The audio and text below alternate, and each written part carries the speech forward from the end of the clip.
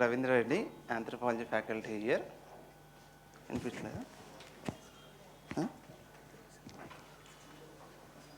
see the right hand side.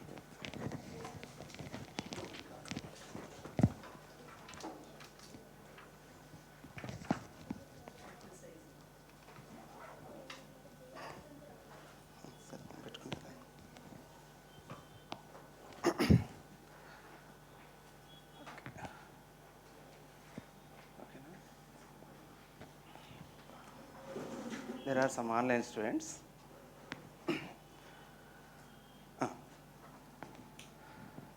This is Dr. Ravindra, Anthropology faculty here. I have been teaching anthropology from the past 13 years in different coaching centers in Hyderabad, Bangalore.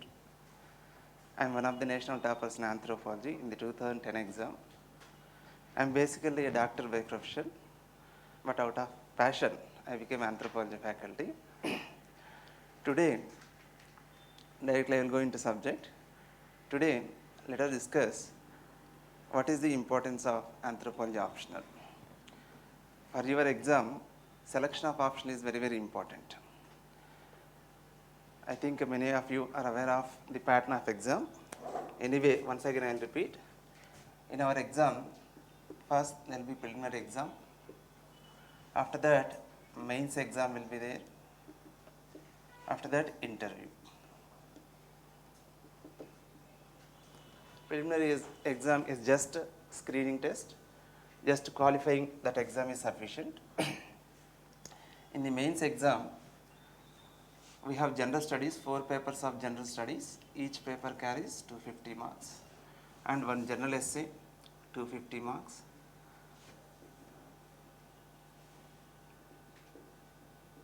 Then optional, 500 marks. 2 papers will be there.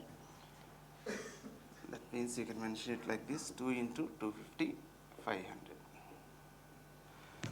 General studies and general essay, everyone has to write. And here there will be variation with respect to optional.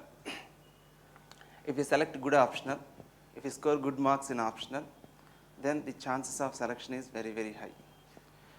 And after selection also, if you want to get your home state, you must get good marks. That's why selection of optional is very, very important. At the time of selecting an optional, we have to take certain criteria into consideration. I am not going to motivate you to take directly anthropology optional, but many of you might have decided to take anthropology as an optional. But before selecting an optional, first we have to consider certain criteria. What are those criteria? Let us discuss. After that we will discuss in detail about anthropology. In this session, we will discuss what is the importance of optional. Then what are the criteria that are to be taken into consideration at the time of selecting an optional? What are the advantages of anthropology optional?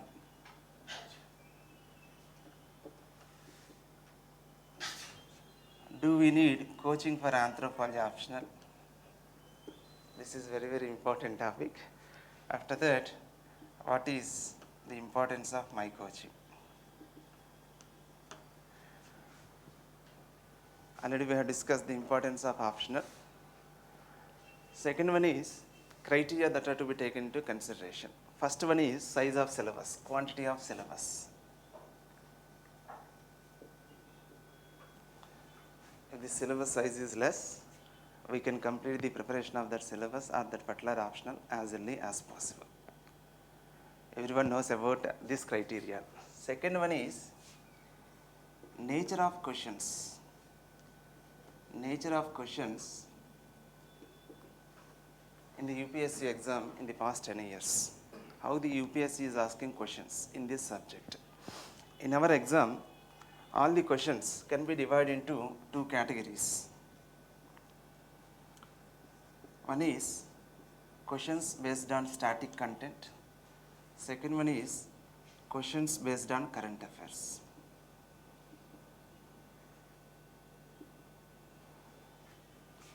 And in the static questions, again, we can divide the questions into 2 categories: direct questions and indirect questions. For your easy understanding, I'll take one example. In our anthropology, even in your general studies also, we'll study the impact of industrialization on the tribal people. Whenever we are studying that particular concept, we'll discuss what are the advantages of industrialization to the tribes and what are the disadvantages. There is a direct question. Discuss the impact of industrialization on the tribal people. There is a direct question. Second one is, industrialization is a means to bring about development in the tribal areas, but it is a paradox. Discuss. That is the question. You know the content, but the question is not asked directly, indirectly. Here the question is, industrialization is a means to bring about development in the tribal areas, but it is a paradox. Discuss. That means it appears to be so, but not so.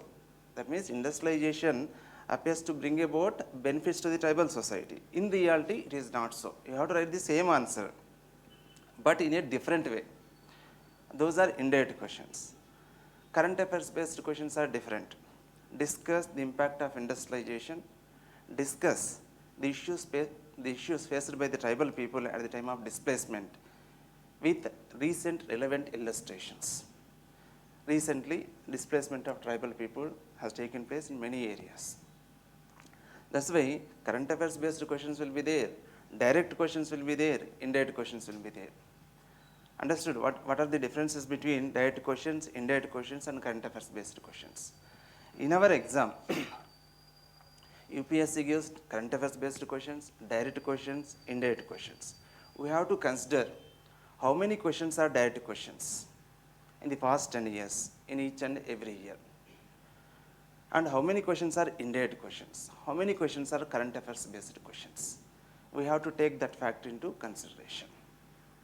Why? Because if more questions are from current affairs, you have to go through all the newspapers.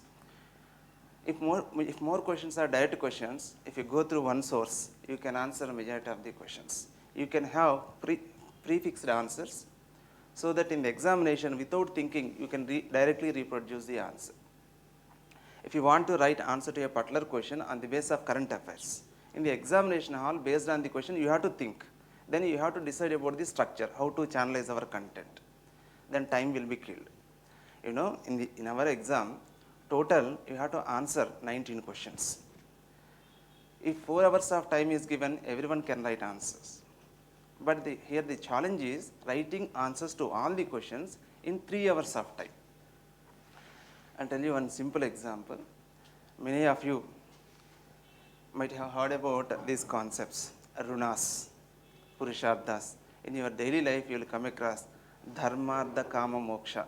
They are called purusharthas. Everyone knows about what is meant by dharma, what is meant by artha, what is meant by kama, what is meant by moksha. Even if I take class, you may feel that it is so easy. Then we will give material. Whenever you go through that material, then you feel more comfortable. Generally, students feel that this concept is good, I can write in the exam. Having that feeling is different. Writing answer to that question in the examination hall in 6 minutes of time is different. All the important components have to be incorporated in your answer. And your answer has to be channelized with a proper structure, that too in 6 minutes of time. You may be having lot of content, but ultimately you have to give your answer in 6 minutes of time. That is important. Many students fail in this matter. That's why you have to consider how many questions are direct questions. If the questions are direct questions, you can have prefixed answers, you can practice, and more the practice, more the flow of information from the brain, so that in the examination hall, without thinking, you can write as early as possible, as fast as possible, so that time can be saved. That's why this factor has to be taken into consideration. The next one is availability of coaching. Not for anthropology, generally for optionals. Whenever we are selecting a particular optional, we must consider this factor also. Why? Because certain subjects, consider our anthropology itself. Generally, people feel that anthropology is so easy, we can understand, no coaching is required. Yes, you can understand anthropology so easily, but up to what extent? 60%, 70%? What about the remaining 40%? This is a competitive examination. Consider one pot of water. If there is one small hole, that is sufficient for the loss of entire water. Am I correct or not? This is also competitive exam. That's why you must be in your position to answer all the questions. You should not take chance in the exam. Whenever you are in a position to answer all the questions in the exam, then the probability of getting more marks will be very, very high. If you want to score more than 300 in the optionals, definitely you have to answer all the questions. That is very, very important for your exam. That's why availability of coaching and acquiring mastery over all the components of the subject is very, very important. That has to be taken into consideration. You know, I got top marks in almost all the subjects in civil services exam. At the time of my preparation, we have 2 optionals. Then I thought that I am a doctor. In intermediate, we have studied zoology. That's why we can easily master zoology. In that expectation, I have taken anthropology. I have taken zoology as an option, anthropology as well as zoology. At that point of time, 2 optional system was there. But because of lack of coaching, I studied myself. Only one optional destroyed my future. Otherwise, I would have been in IAS rank or IPS rank. That's why selection of option is very, very important. Availability of coaching is also very, very important. I'll tell you how. I'll take one example. Consider one particular concept, dominant caste. Everyone knows about dominant caste. Generally, in our society, certain castes are considered as dominant castes.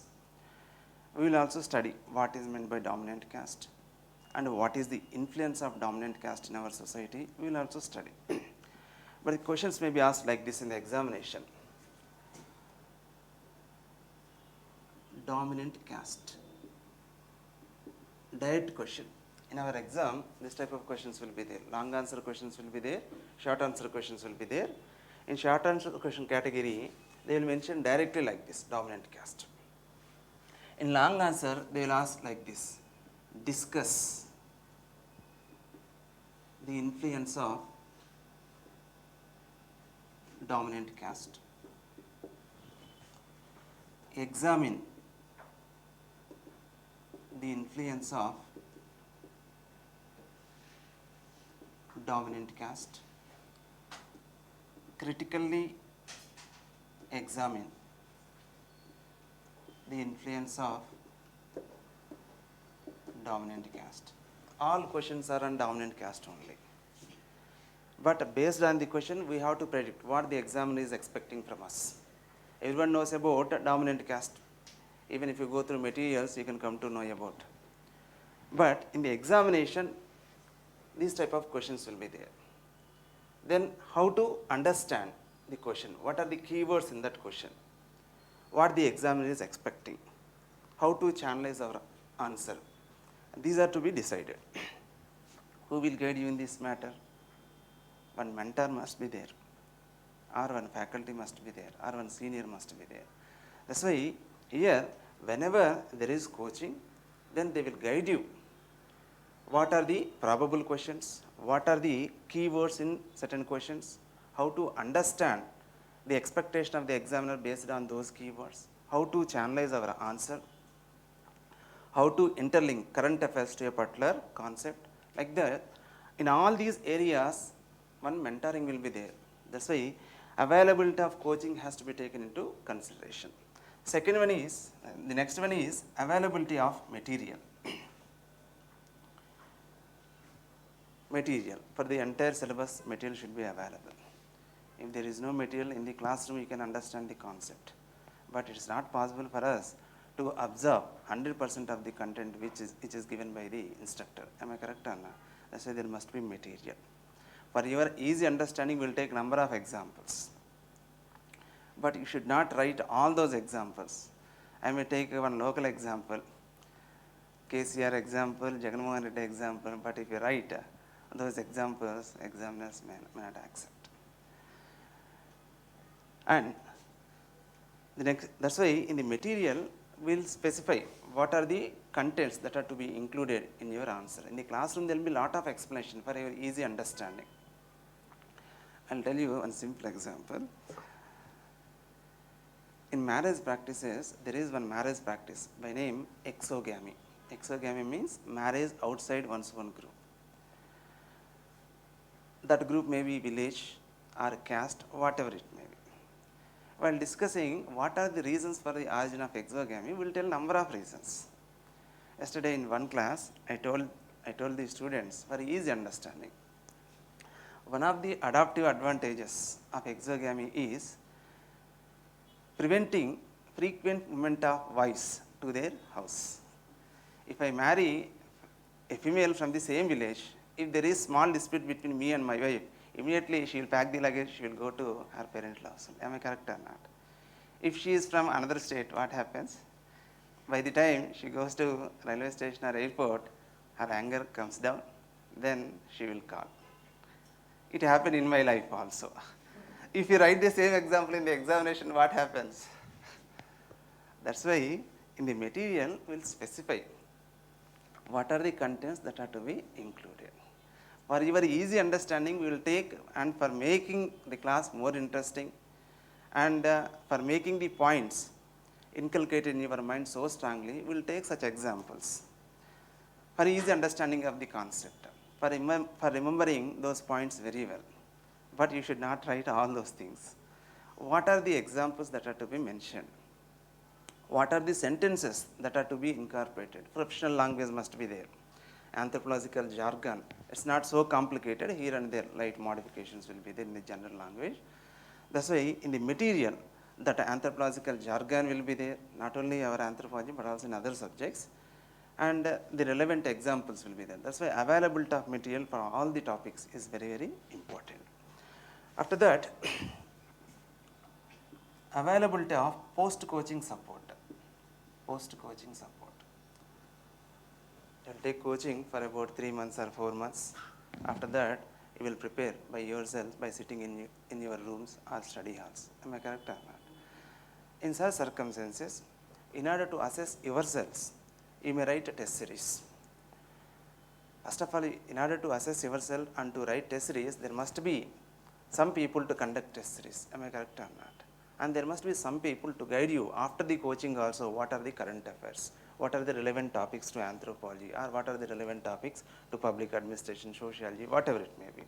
This way, availability of post-coaching support is also very, very important.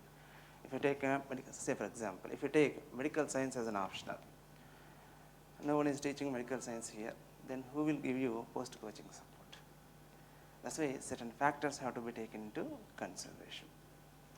Or consider if you are preparing here, and if you are from Maharashtra, if you take Marathi as an optional, then what about the support? Marathi option will be provided in Maharashtra only. That's why we have to take that fact also into consideration, post-coaching support.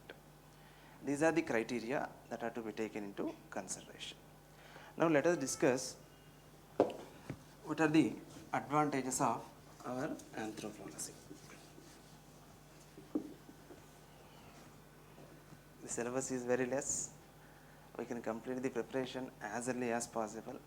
I'll tell you an example. 3 years back, there was a student, B. Yashashwini. She cleared the prelims examination. Then she approached me. Of course, not here in Bangalore. She told me, "Sir, I did not expect the chance to write the mains exam. I did not perform well in the prelims examination, but fortunately somehow I cleared the exam. Anthropology is my optional, then what to do, sir?"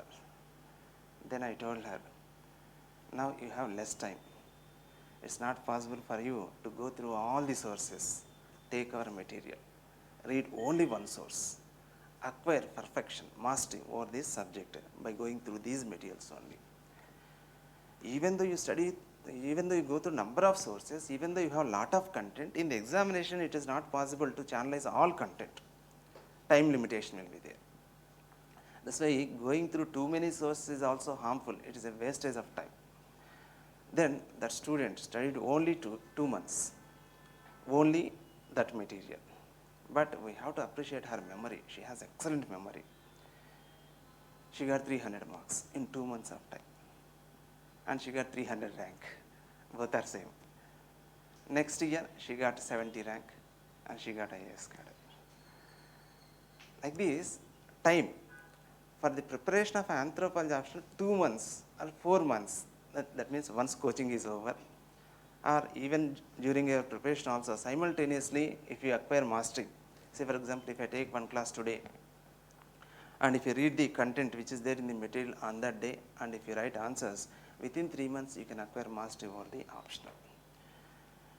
That is the advantage. That's why here, within a short span of time, we can complete the preparation of the syllabus because of the less size of the syllabus. That is the first advantage. Second one is nature of questions. In the past 10 years, take any question paper, 70 to 80% questions are direct questions, 10% indirect questions, 10% or 10 to 15% current affairs based questions. That too we can predict those current affairs based questions also. Based on our syllabus, we can easily predict 80 to 90% accuracy will be there as far as our prediction is concerned. Forget about these current affairs based questions. In the examination, we will have choice also. That's why if you read one material, if you acquire mastery over that material, that is sufficient.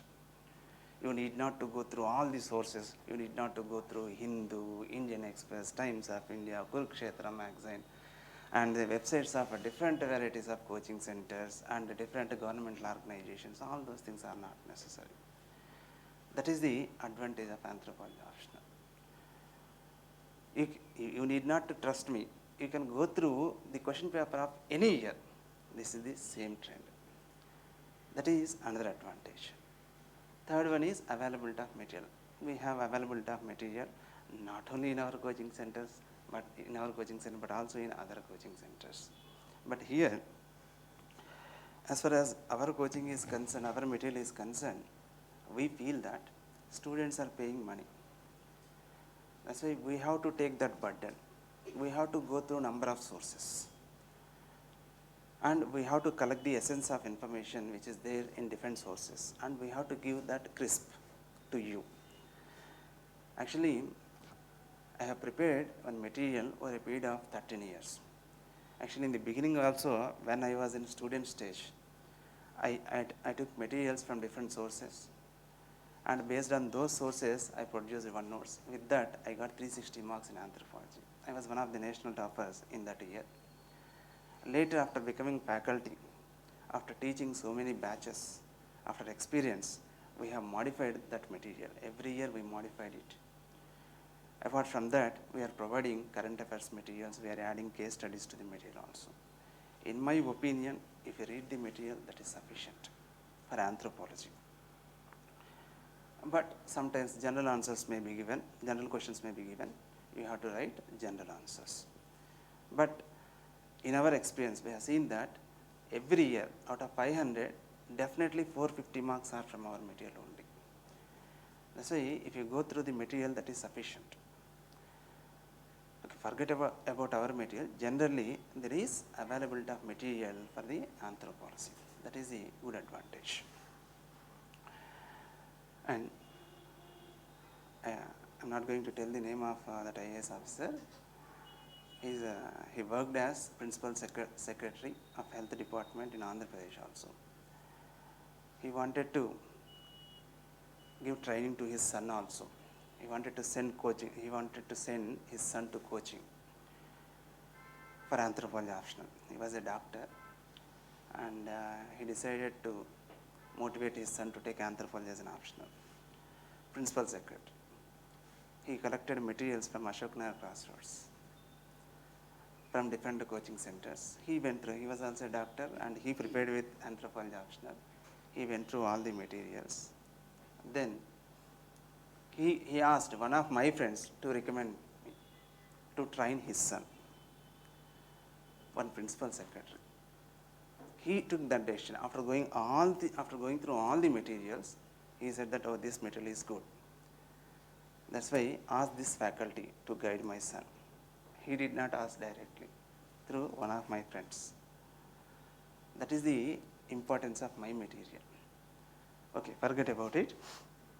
After that, post-coaching support. For anthropology, post-coaching support is available. Many coaching centers are conducting test series, and many coaching centers are conducting current affairs based classes for anthropology, and where many coaching centers are giving materials also on the basis of current affairs. That's why all the criteria are satisfying.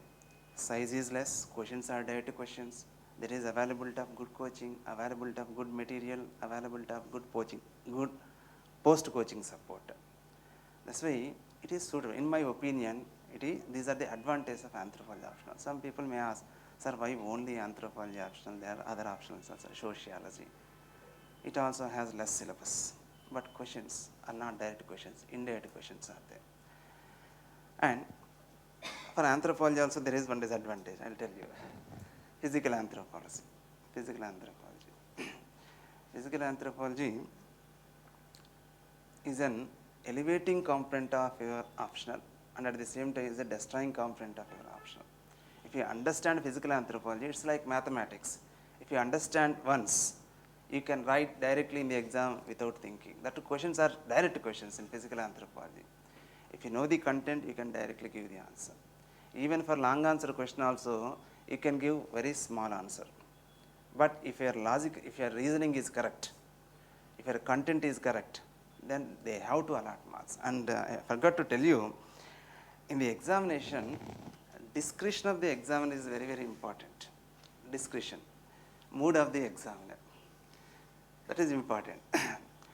Why exogamy came into existence? Discuss the theories and the origin of exogamy, or discuss the types of marriages in tribes in India. Questions may be asked. Because of scarcity of time, because of old limitation, we may explain few theories regarding the origin of exogamy. We may write about a few types of tribal marriages, but that examiner may not be satisfied. He feels that these are the important varieties. He did not mention these important varieties, except these varieties he mentioned all those things. Sometimes the questions may be asked, discuss the impact of industrialization. Certain positives are there, certain negatives are there. Number of positives, number of negatives. It's not possible for us to write 100 positives, 100 negatives. Am I correct or not? That's why we may or may not impress the examiner. Then examiner will have that freedom, that discretion. Then he may allot 6 marks or 7 marks for 10 marks. Please remember, maximum 7 marks will be allotted for a 10 marks question. There, he may allot 7 marks or 6 marks or 5 marks. It depends upon his satisfaction. But with respect to physical anthropology, it's not like that. If your answer is correct, he must give marks. That's it. You need not to meet the vote target also. For a short answer question, generally you have to write answer in 150 words. If your answer is correct, if you can give the answer in 100 words, that is sufficient. That means if you say 50 words, lot of time will be saved. If time is saved, the probability of answering all the questions will be high. That is the advantage. Actually, so far, all the successful candidates, 99% of the successful candidates, they answer more questions from physical anthropology. Why? Because lot of time will be saved, a discretion of the examiner can be avoided. There is no concept of freedom to the examiner. He has to allot marks. And so if we can minimize that factor, human factor can be minimized. Those are the advantages. But the majority of the students who are coming to civil services coaching are engineers. They may or may not be having biology background. If they have opted for MYPC, they might be having this biology background. But it's so easy to understand. 10th class knowledge is sufficient. If you have 10th class knowledge, that means if you know what is meant by cell, what is meant by nucleus, what is meant by cytoplasm, that is sufficient. Remaining thing will be taken care of by me. That is advantage as well as disadvantage of anthropology. You have to take one decision, whether you have interest in science or not. That is important. Later it will be taken care of by me. Actually, there are many students like that of me. Because of my medical background, I opted for zoology as an optional at the time of my preparation. And later I encountered some students, because of engineering background, some students they opted for mathematics as an optional. I am not discouraging mathematics optional students. After taking optional mathematics optional, after trying for about 2 years, they cleared each and every year preliminary examination, but in the maths examination, they did not score well. Then they approached me. They expressed that concern. Sir, we are engineering graduates, but here physical anthropology is there. Can we acquire mastery over this concept? Then I said that, trust me, listen the classes for about 1 month. Then you will come to know. After the completion of coaching, he said that, sir, social culture, rather than social culture anthropology, physical anthropology is so easy, sir. It is so easy to remember, sir. It is so easy to reproduce in the exam, sir. In the first attempt itself, he got 280 marks. Just in a span of 4 months, he prepared and he got 280 marks. That is the advantage of physical anthropology. We can, in the beginning, for about 4 or 5 classes, you may face difficulty. But after that, there will be a lot of advantage. That is one thing. And to explain physical anthropology, medical knowledge is essential. To take classes, definitely experience is required. But at the same time, to teach physical anthropology, this professional background is very, very important. As an engineer, you may be having 20 years of experience, 30 years of experience. Can you teach medical anthropology or medical concepts? Only experience does not suit to our exam or to our coaching. Professional background is also very, very important. I can proudly say that I am the only doctor who has been taking anthropology classes in the entire India. Recently one of my juniors started coaching. Okay, whatever it may be. That is advantage and disadvantage of physical anthropology. And after that, post-coaching support will be there. And every year, we create WhatsApp groups or Telegram groups. In that group, we will post the current affairs updates. And at the same time, we will post the important updates with respect to static content. If there is any static content, if there is any news, say for example dominant caste, if there is a conflict between one dominant caste and one lower caste in a particular state, we will post that example. You can use it as a case study. Like that, post-coaching support will also be there. That's why anthropology satisfies all those criteria. I told you, with respect to anthropology, do we need coaching or not? Here I told you already, if there is one small hole in a pot of water, then we loss of entire water. This is a competitive examination. Sometimes with 5 marks or 10 marks, you may lose the service. Sometimes with 5 marks or 10 marks, you may not get home cadre. Sometimes you may not get the desired service. Instead of IAS, you may get IPS. That's why even 1 mark is also very, very important. Generally I have seen, I'll tell you, in Bangalore, there is one coaching center. You might be knowing about that coaching center, inside IAS. The owner of that coaching center, Mr. Vinay Kumar, he himself told many students that we can prepare ourselves in anthropology optional. He trained like that only. Later he realized the mistake committed by him. Later he only sent many students to take coaching in our institute. Later he only invited me to take classes in his institute. Whatever may be the result. But here, many people in our civil services field, many people feel that we can prepare by ourselves the anthropology optional. But it is not so. You can easily understand. But understanding the questions, writing answers to those questions, and acquiring mastery over 40% difficult topics or hard topics. Certain topics will be there. Facts will be there. You have to remember those facts. How to remember those facts. And certain topics will be there. Conceptual clarity is required. General understanding is not sufficient. That's why in such circumstances, you need one mentor or one trainer. That's why for the sake of 60%, don't take decision on the basis of that 60%. Even though you can understand 50% or 60%, what about the remaining 40%? Don't take such decisions. And if you want to acquire mastery without taking coaching, you can acquire, but it takes 5 years or 6 years. By that time, your attempts may be exhausted. then your future may be spoiled. Yes, I got 360 marks in anthropology. But when? In the first attempt, second attempt, third attempt, I took 3 years to acquire mastery over anthropology. That's why here training is very, very important. Otherwise time will be wasted. Sometimes attempts may be exhausted.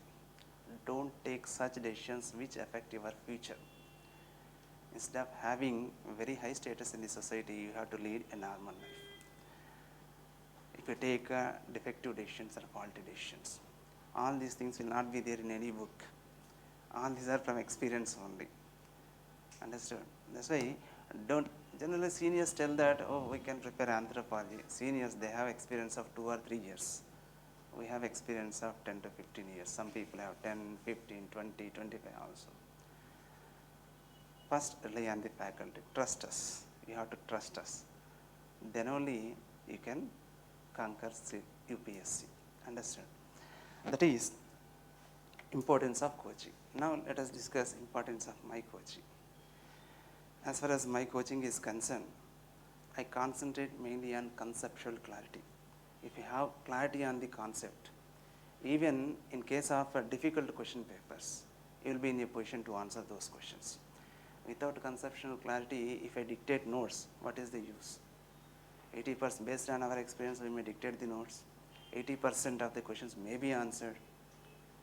But sometimes we cannot predict UPSC. UPSC can be better called as unpredictable public service commission. Sometimes some questions will be there. In such circumstances, how is it possible for you to answer? That's why conceptual clarity is important. In my class, I concentrate mainly on giving conceptual clarity. I am against dictating notes. I am not against giving notes. I am against dictating notes because it is wastage of time. We have dictated notes to the past or previous year batches. What is the need to do the same thing again and again? What is the need to waste your time? Already we have prepared one notes and we converted that notes into printed form material.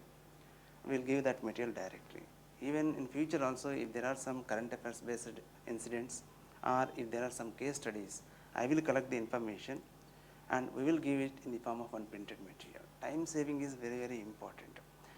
Generally, people expect, aspirants expect that coaching has to be complete, optional coaching has to be completed in 3 months or 4 months. Once upon a time, we can complete the teaching of anthropology optional in 3 months. But gradually over a period of time, UPSC is also expanding the scope. They are asking some remote questions. In the olden days, directly based on the syllabus, they asked questions. Now they are asking the related concepts which are there in our syllabus. There may be one question in our syllabus, but one related concept which is there in news, that too in the newspapers at one remote corner, they may ask. Contribution of anthropologists for the growth of anthropology in India. In all the textbooks, there is information, contribution of so-and-so anthropology. Like that, in all the textbooks, you can come across 10 to 15 anthropologists, and you can come to know about the content and their contribution. But a few years back, one question was asked, discuss the contribution of Heimendorf to the growth of anthropology. Actually, Heimendorf was in news a few years back. That's why that question was there. It is not there in any textbook, but it was there in news. Like that, now and then current affairs based questions will be there. Actually, before we expected that question in the year 2015, but that question was figured in 2016 exam. We gave material in the 2015 itself, but it's not required to go through each and every topic, but certain topics based on experience we can predict, and we'll give that information also. This way, we'll give one printed material which is prepared for a period of 13 years. With that material only, I got 360 marks, which was enriched again and again. That is one advantage. And here, whenever I take classes, in a class of 2 hours, in the beginning, class will be for about 1.5 hours. Gradually, we'll increase the duration of the class. Because as you are new to anthropology in the beginning, if I take a 2 hours class, it's not possible for you to observe the content. So first we'll start with 1.5 hours class, gradually we'll increase it to 2 or 2.5 hours. Now in a class of 2 hours, I will take explanation of concept. I will take 1.5 hours for explaining the concept. The remaining half an hour I will concentrate on the probable questions. What are the previous year questions and what are the probable questions? That is important. Ultimately, you have to write answers to the questions in the examination. UPSC is not going to test your knowledge directly. Am I correct or not? They will give an answer sheet, they will give one question paper, you have to write on it. Based on your answer, they will assess.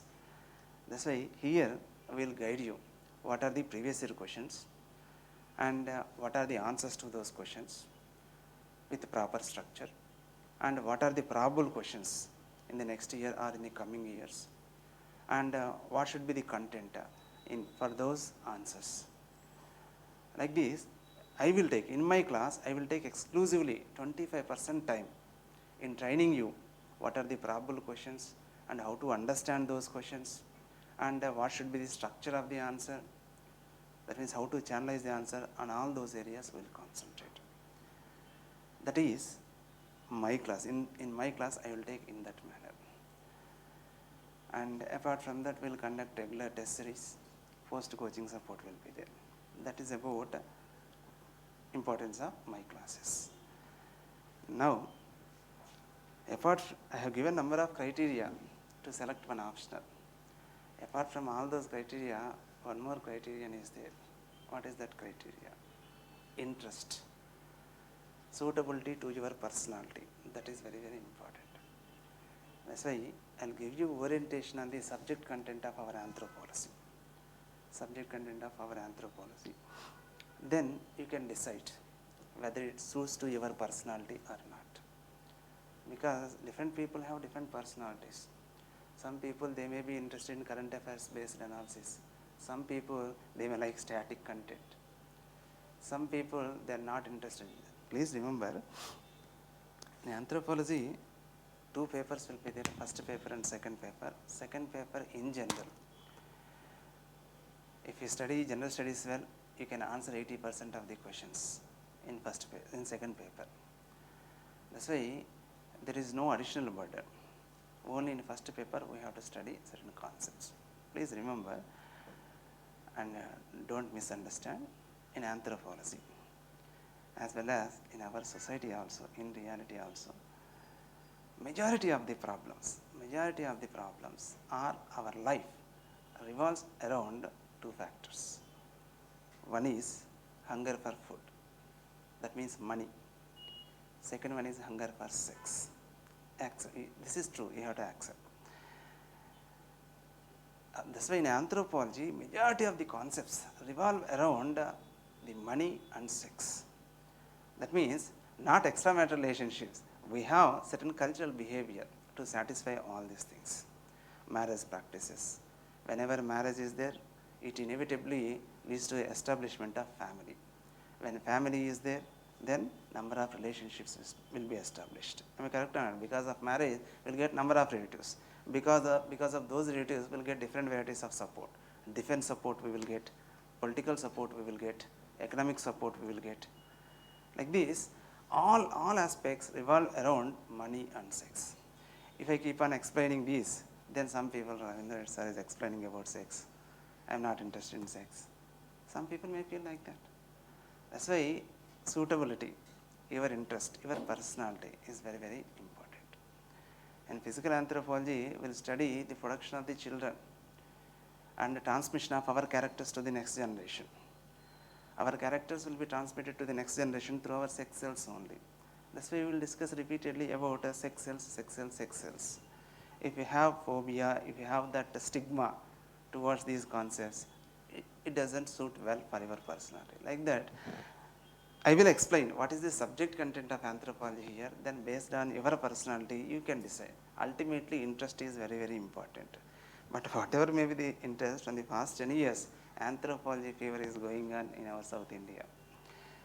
Because it can be easily conquered, even with a less span of time. There are many people who changed their options in the last attempt and who got very good ranks also.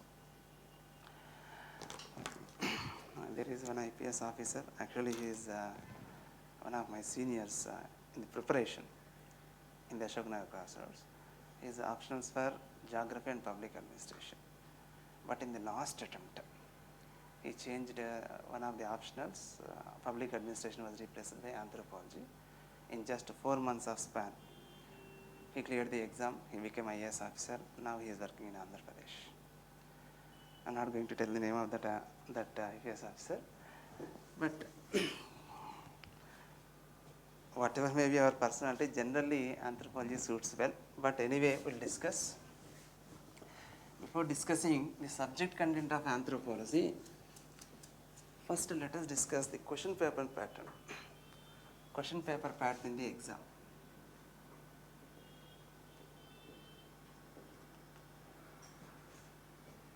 In your exam, 2 papers will be there, first paper and second paper.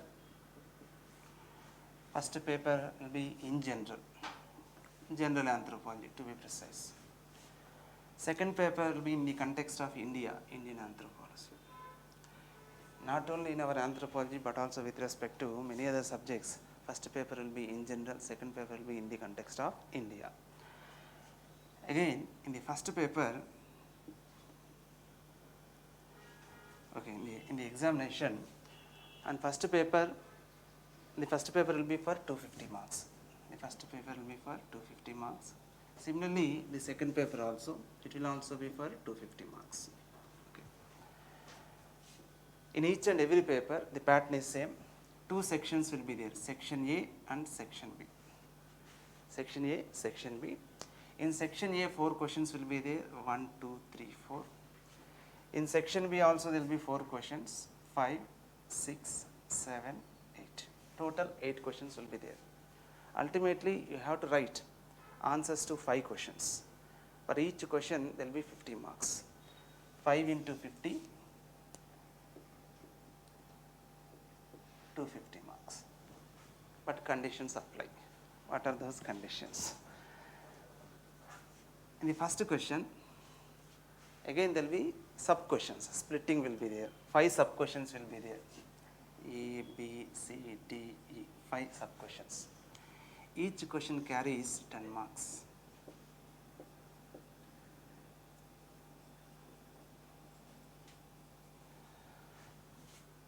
Similarly, in section B also, in the first question, there will be splitting. A, B, C, D, E. Again, 10 marks.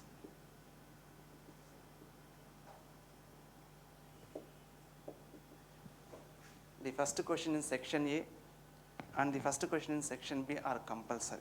You must write answers to those questions. There is no concept of choice. After that, you have to select at least 1 question in the remaining questions in section A, at least 1 question in the remaining questions in section B. Let us assume I have selected second question from section A, 50 marks. I have selected here also 50 marks. Apart from compulsory questions, you have to select at least 1 question from section A and 1 question from section B. Now 4 questions are over. The 5th question. You can select the 5th question either from section A or from section B. That means ultimately in the examination, you are going to write answers from a particular question, from a particular section 2 questions and another section 3 questions. That means if you are good at the second part of your syllabus, then you can write three questions. That means answers for 3 questions from this section. This type of pattern will be there. But again, in these 3 questions, here as well as in these 3 questions, there will be sub questions. In each question, actually 15, 15 and 20. 3 sub questions will be there. 1 question is for 15 marks, another question is for 15 marks, another question is 20 marks. In your examination, generally we used to term these questions as short answer questions and long answer questions. These are short answer questions, 10 marks questions. Long answer questions means 15 or 20 marks questions. And you have to write answers to 10 marks questions in 150 words. You have to write answers to 15 marks question in 200 to 250 words. You have to write answers to 20 marks question in 250 to 300 words. All limitation will be there. Have these points in your mind. Same structure will be there in second paper also.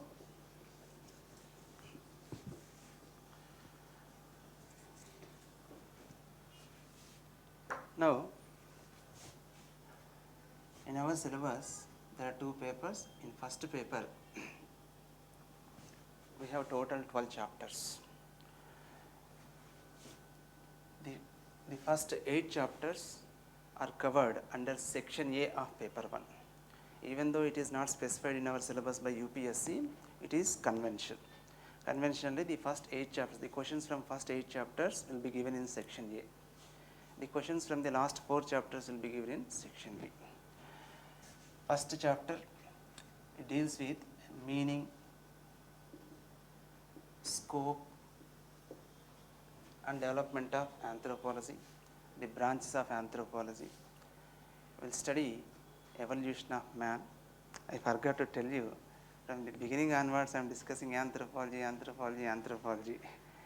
The term may be familiar to you, but what is the subject content of anthropology? Generally in every demo class I used to tell what is the meaning of anthropology in the beginning itself, but today I forgot. Anthropology is nothing but a branch of sociology. What is sociology? Study of society. Am I correct or not? Here also we study the society. Very simple. But along with the study of society, we will study evolution of man also. We will study evolution of man also. That's why, for your easy understanding, at this point of time, there are a number of complicated definitions. All those definitions are not necessary. At this point of time, remember that anthropology is nothing but study of evolution of man and his culture. Culture is nothing but our behavior. Economy is also a part of our culture. Polity is also a part of our culture. Don't think that only religion or social practice are part and parcel of our culture. Economy is also part and parcel of our culture. Am I correct or not? Consider you for receiving certain services from us, you are paying money. Am I correct or not? We will charge something. But if the son of my brother is there in you, then is it possible for me to charge 40,000? No. Am I correct or not? Social relations are going to influence. Am I correct or not? That's why it is also a part of our culture. Economy is also part of our culture. Economic behavior. Culture is nothing but behavior. Economic behavior, political behavior. Even though we have one legal process to elect our representatives, we cast our votes on the basis of our sentiments. Am I correct or not? The son of a particular leader will be considered as next leader. Am I correct or not? After the death of Jawaharlal Nehru, Indira Gandhi became Prime Minister. After Indira Gandhi, Rajiv Gandhi.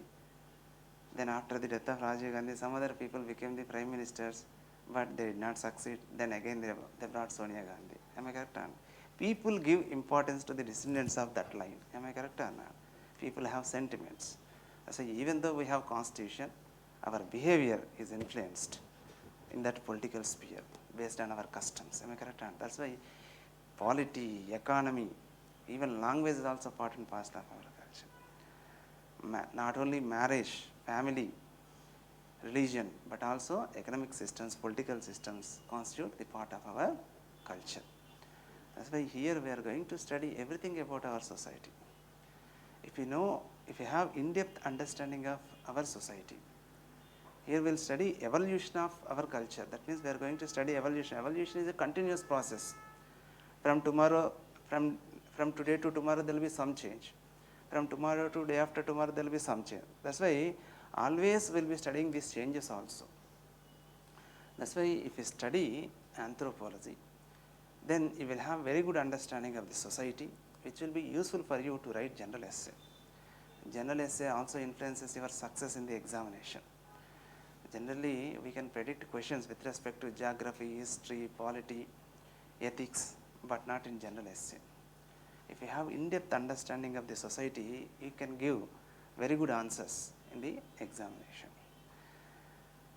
And at the time of writing exam, UPSC exam, in 2010, one question was asked.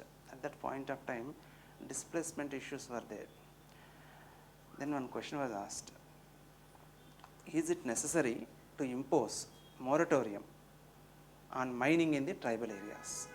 That is the question, general essay, 200 marks at that point of time. Now you have 2 general essays you have to write, 125 into 2, 250 marks.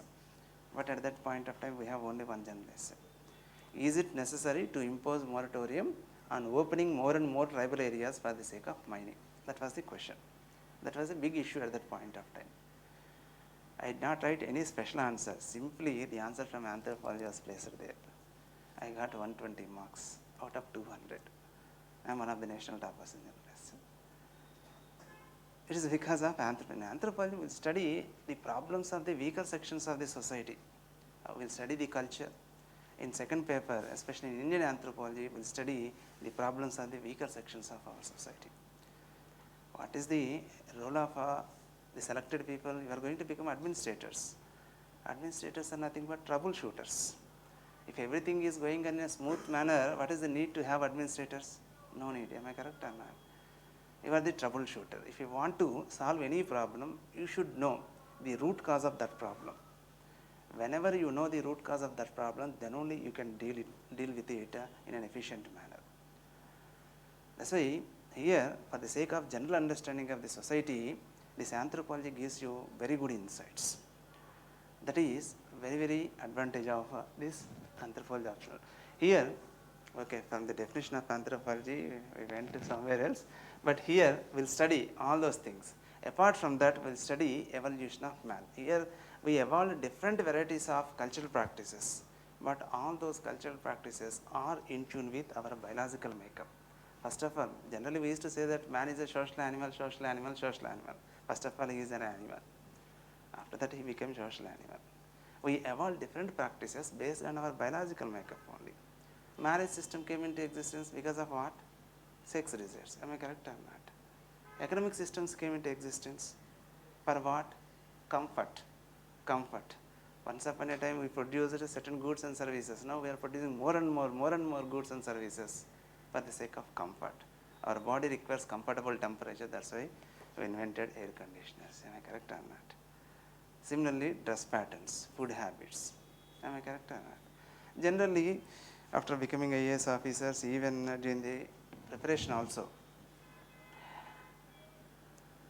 consider our Indian society. In India, India occupies number 1 position with respect to diabetic patients burden. Diabetic patients burden. Generally, people feel that diabetes because of pollution, all those things. Actually, we evolved over a period of time based on the environmental conditions here. Here, certain plants are growing, and to survive by consuming those foods, certain changes took place in our body, and the present day human beings came into existence. Instead of eating our foods, now we are eating foreign foods. Then what happens? That food is not suitable to us. Pastries, burgers, cakes, all those things, lot of fat will be there. All these are suitable to those people who are living in cold environment. Why? Because if fat is there, fat acts as an insulating layer, then there will be protection. The body temperature can be maintained, then they can survive in cold environment. Now what we are doing, even though we are living in tropical environment, we are eating fatty foods. That is not suitable to our environment. That's why nature is taking one decision, let us eliminate these people. That is true. That's why all these are taking place. That's why the need of the hour is promoting healthy lifestyle. If you know the underlying cause, you can easily understand why the disease burden is increasing in our society. What are the actions that are to be taken? Like that, for the efficient understanding of evolution of culture and evolution of society, if you know the nature of our body, you can easily understand. That's why our anthropology started studying the human beings from the biological perspective also. That's why here, apart from studying meaning and scope of anthropology, in the first chapter we'll study evolution of man. After that we'll study evolution of culture also. In the process of evolution, intelligence was developed. Based on the intelligence, we invented many things. That's why in culture also number of changes were made. That's why simultaneously man evolved and culture evolved. That's why in the first chapter we'll study meaning, scope of anthropology. After that we'll study evolution of man and evolution of culture.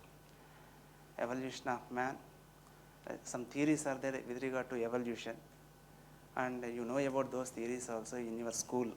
In your school curriculum itself, those topics are there. Lamarckism, Darwinism, mutations.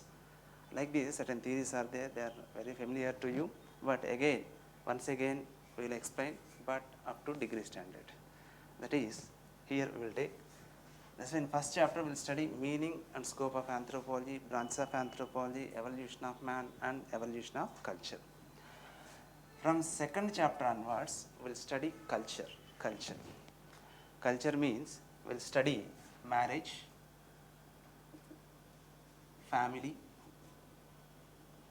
and kinship. Marriage, family, kinship. Marriage leads to formation of family. Marriage leads to establishment of relationships. Relationship is nothing but kinship. We will study marriage, family, kinship. All are interlinked concepts. In third chapter, we will study economic anthropology.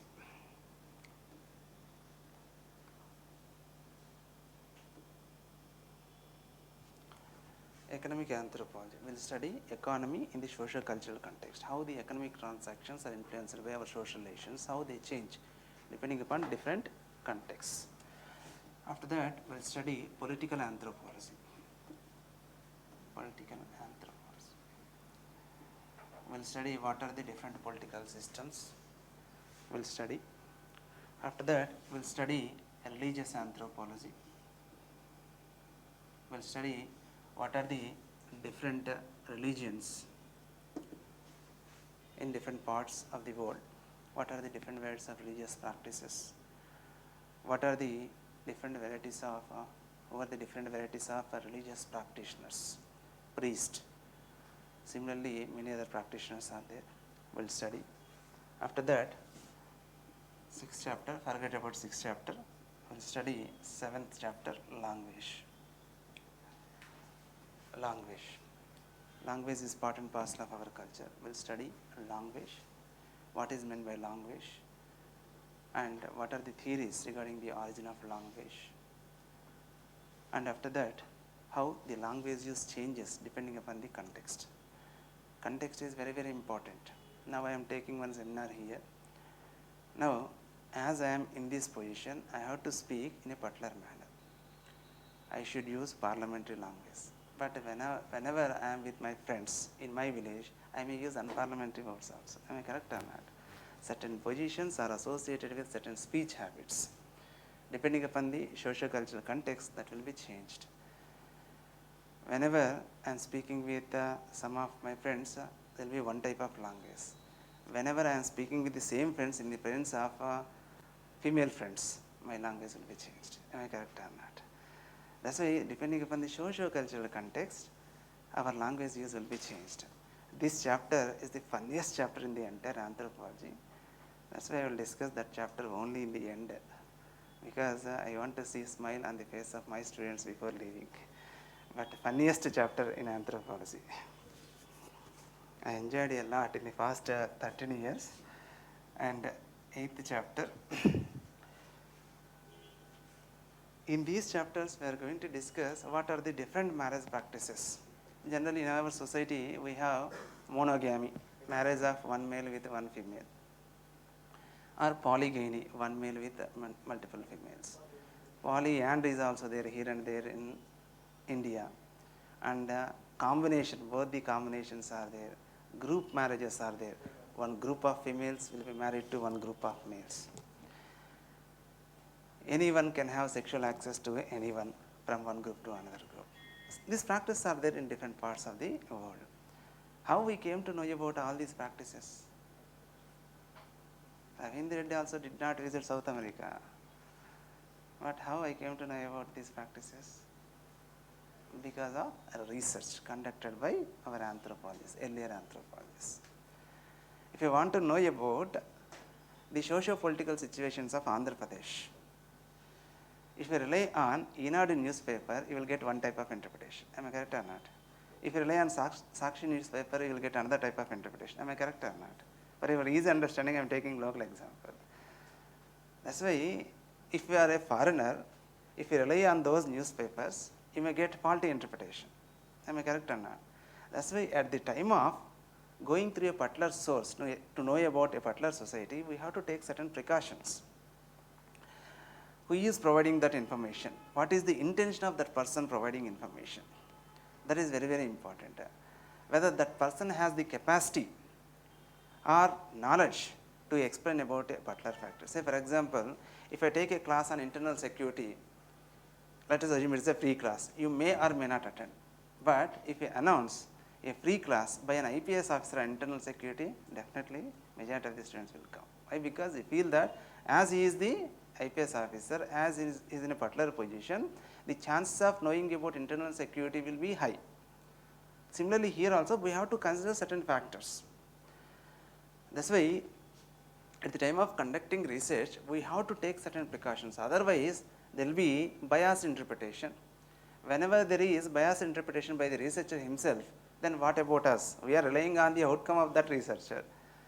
Then definitely there will be wrong interpretation. Am I correct or not? That's why here, what are the research methods or what are the different tools that are to be used at the time of conducting research or at the time of collecting data? What are the precautions that are to be taken to avoid the errors? We will study. And after that, based on experience, we will tell you, even your seniors also may tell you certain theories. They originate in Ashok Nagar crossroads, in Gandhi Nagar, Ashok Nagar, or in Vijayanagar in Bangalore, or Karol Bagh in Delhi. In those places, certain theories originate based on experience only. Generally, we tell to our students that if you attend the interview in the first attempt itself, then the chance of selection will be high. Why? Because they will consider this student has reached interview in the first attempt itself. That's why even if he commits some mistakes, they will take it for granted. That's why he will be selected.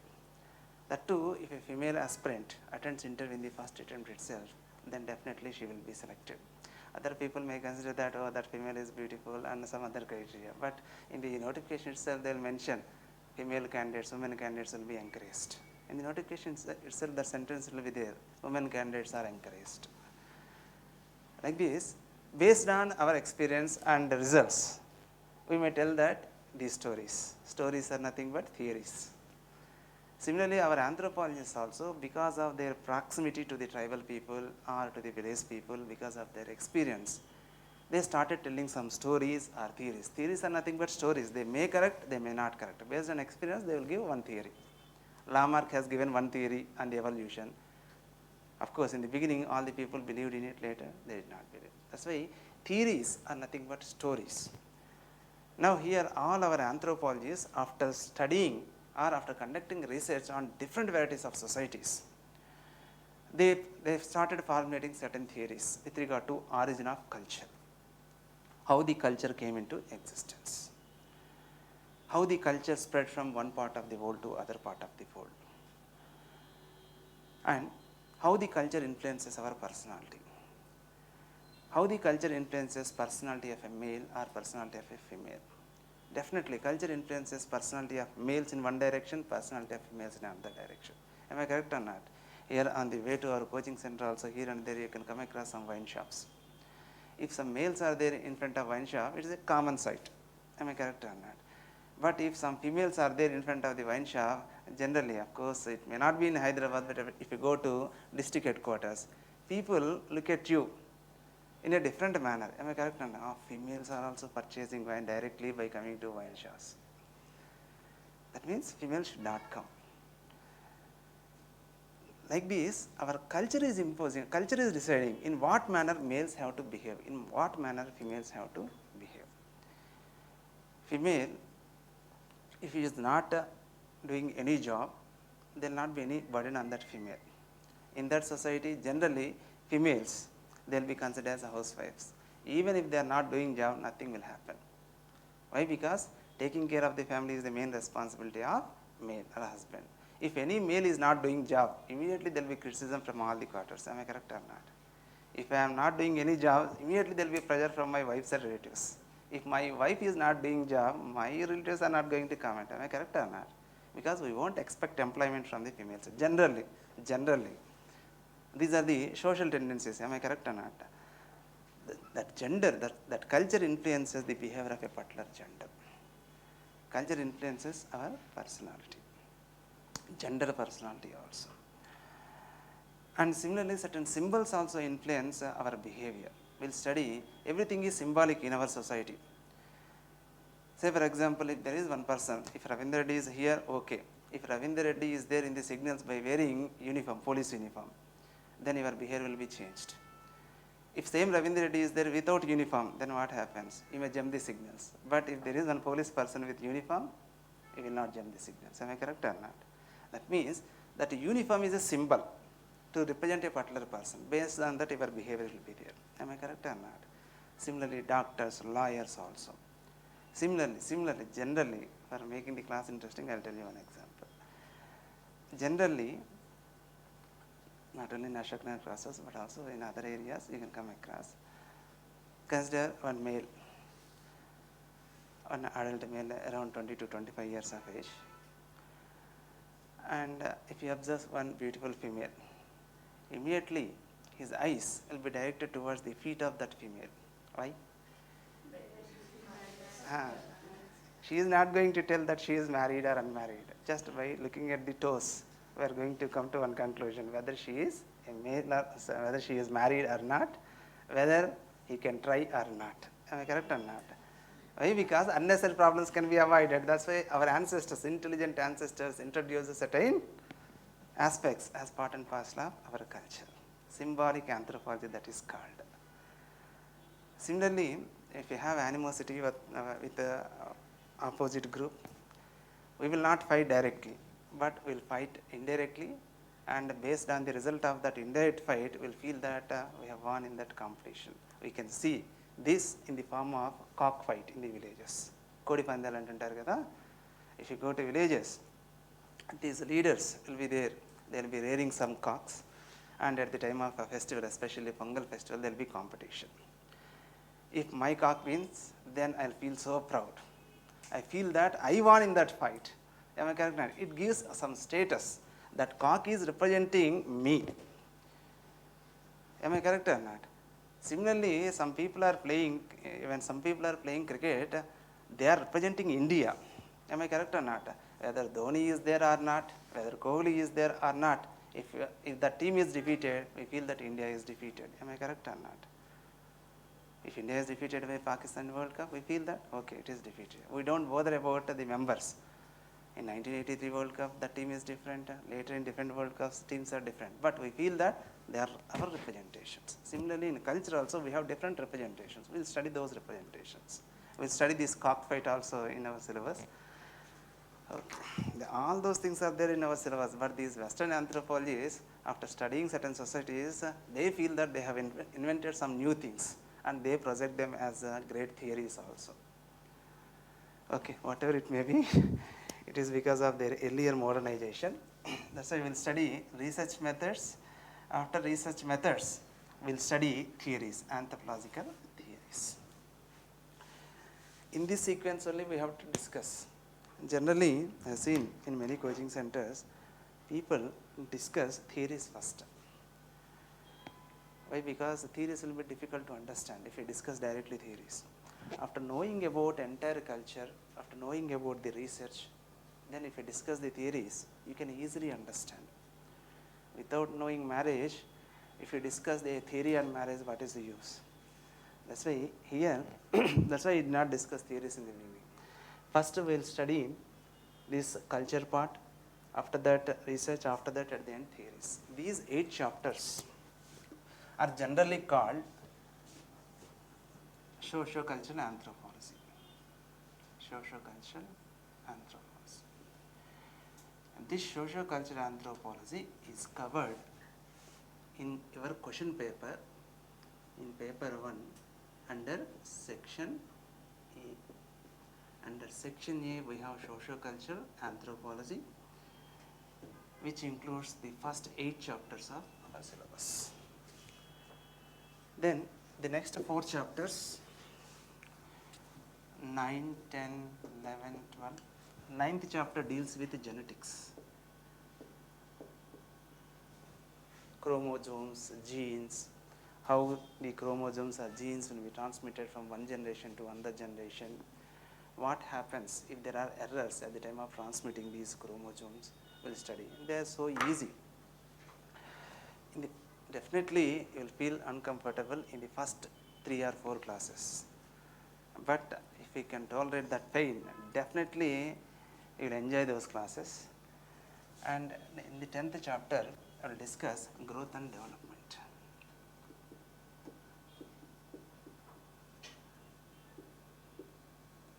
Growth and development. Here we will study what are the different stages in the life of a human being. Both physical changes, physiological changes we will study. Many people may contradict me, but listen, I will tell you. Generally, we will term females as weaker sex. Am I correct? Generally. Nowadays, we are insisting on equality. Am I correct or not? Equality with respect to non-manual activities. That means if you want teaching occupation or software job, certain professions, both the males and females can perform easily. But what about carrying weights? Tell me, generally, males have more muscle strength. Am I correct or not? It is because of biological makeup. There will be production of more musculature. That's why they can carry heavy weights.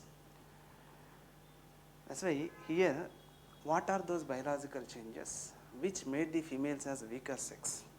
Of course, nowadays we are insisting on gender equality, but what are the reasons why the females are so weak with respect to physical strength? Especially after the attainment of sexual maturity, there will be some changes.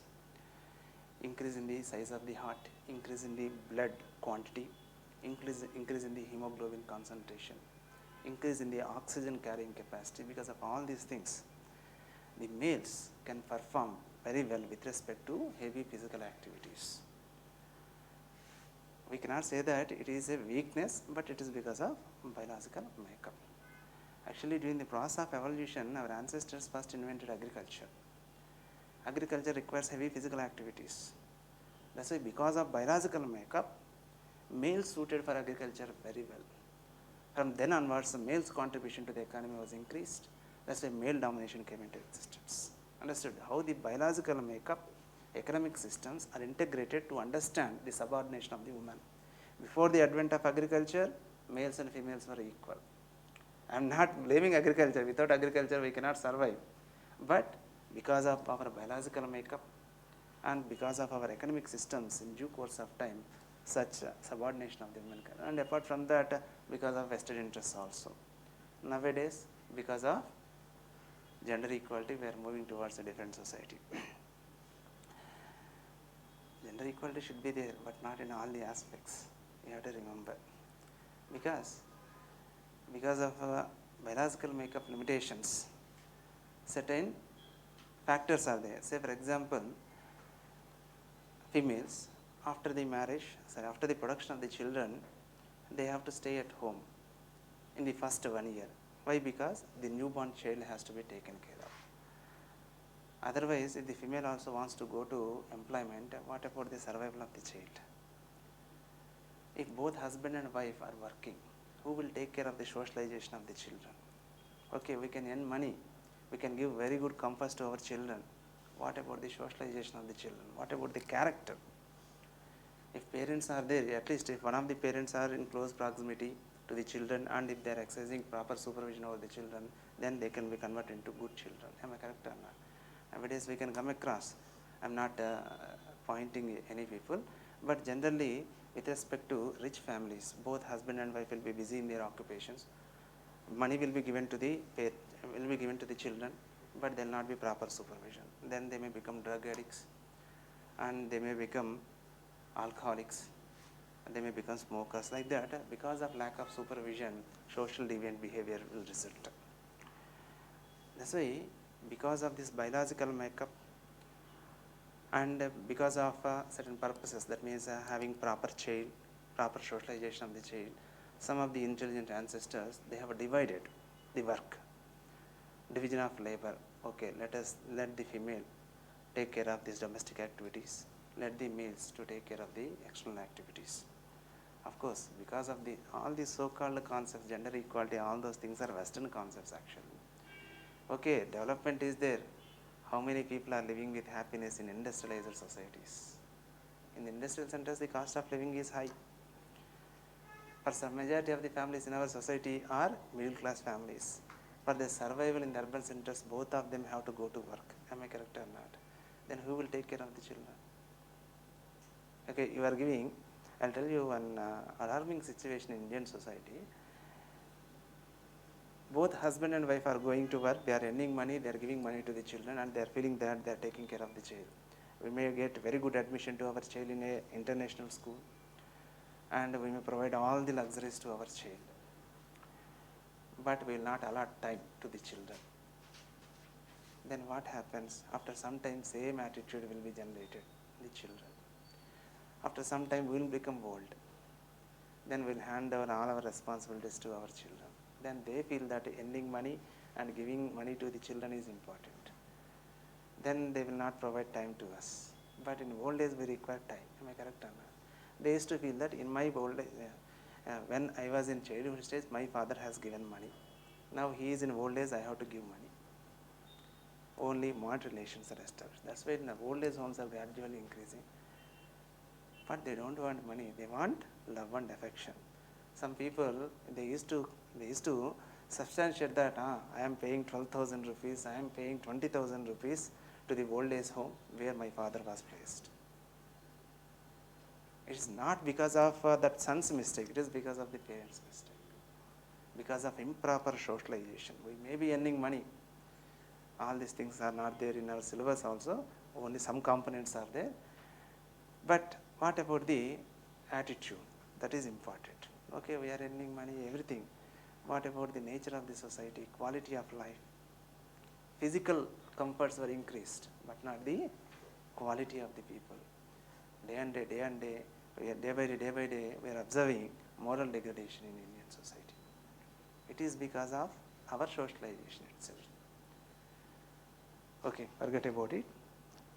Here, if you know that biological makeup, you can easily understand the culture, our behavior. And generally in summer or winter, because of cold wave or heat wave, there will be death of the people. But most of the times, old people or children will die. Why? Because their ability to adjust to the environment will be less. That means our biology is influencing our survival.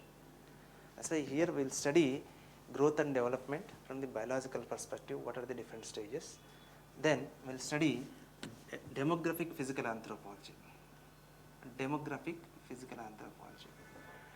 Demography means it is related to population. That means here we will study production of the children. The ability of a female to produce children is called fertility. What are the factors that are influencing fertility? We will study. Biological factors we will study. Socio-cultural factors we will study. Economic factors we will study. Political factors we will study. If you want to produce 10 children, can you produce in Indian society now? There are certain restrictions. If you are a government employee, there will be cut in incentives. In China, there will be punishments. Am I correct or not? That means political factors are controlling the fertility of a female. Similarly, economic factors. If both husband and wife are unemployed, can they produce children? Biologically, they have the potency to produce children, but they will postpone the production of the children. Why? Because they assess themselves, their capacity to rear the children. Whenever they get employment, then only they will start the production of the children. Until then, they practice family planning. Am I correct or not? Like this, there are certain factors which are influencing the ability of a female to produce the children. That means the fertility. We will study the socio-cultural factors, economic factors, political factors. And after that, finally, we will study application aspects, applied physical anthropology. The knowledge gained by us during the study of physical anthropology will be utilized for the welfare of the society. Consider you and me. You are human beings, you have certain bodily proportions. That's why in tune with your body proportions, there must be dimensions of different objects. If we give refills to you and if we ask you to write the examination, can you write answers to all the questions in 3 hours of time? In the childhood you may write because your fingers are very small. Now it's not possible. Am I correct or not? Body dimensions. In tune with the body dimensions, we have to produce different artifacts. Then only there will be acceptability of that particular goal, whether it can be gun or mask, whatever it may be. With respect to facial mask itself, there are 7 varieties.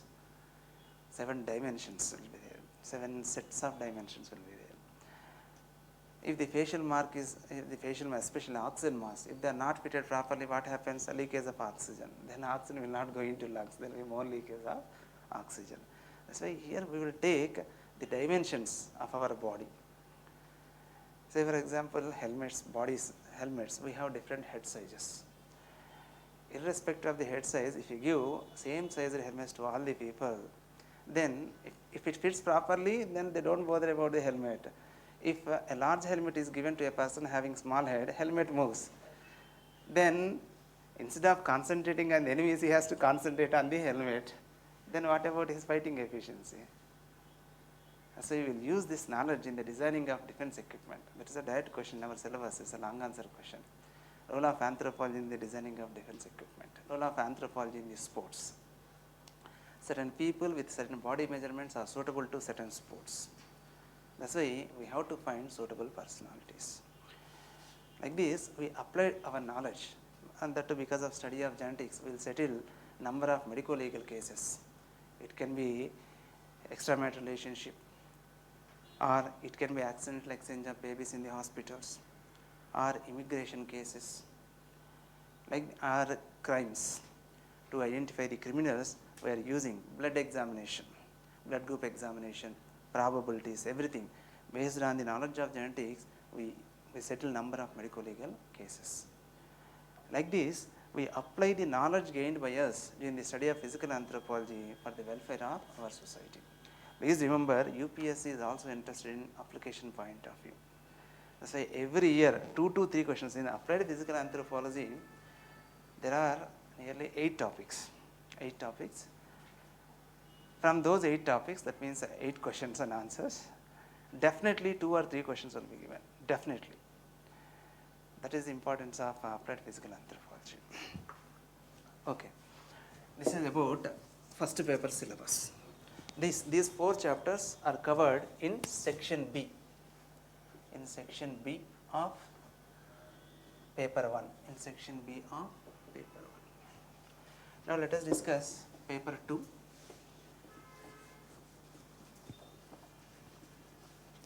Paper 2. In paper 2 we will study Indian society. Here there are total 9 chapters. First chapter deals with evolution of man and culture in the India. I told you in the beginning itself, in second paper we will study anthropology in the Indian context. That's why here we will study evolution of man and culture in India. After that, we will study demographic profile of India. Demographic profile of India.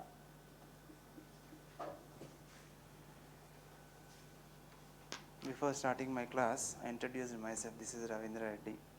I am a doctor by profession. I am a national topper in anthropology because I gave you my profile.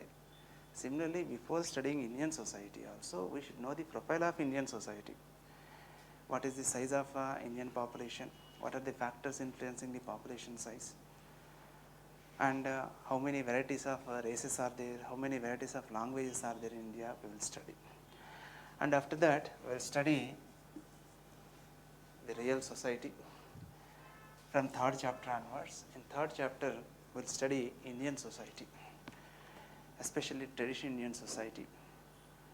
In order to understand, of course, now we are in a developed stage, especially the people in urban centers. But in India, we can come across all varieties of people, the people who are there in very underdeveloped stage. If you go to tribal areas, we can come across. That's why we can come across a very primitive way of thinking in the tribal people and in rural areas. Still they believe in God, supernatural forces. Of course, we are also believing in it. In order to deal with those people, you should know their beliefs, you should know their sentiments. That's why we'll study all those sentiments and practices. Otherwise, it's not possible for you to deal with those people, whether they are rational or not. First of all, we have to understand their thinking process. That's why here we'll study.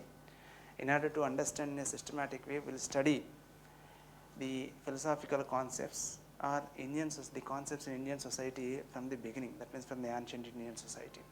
That's why we'll study the traditional Indian philosophy. Traditional Indian philosophy.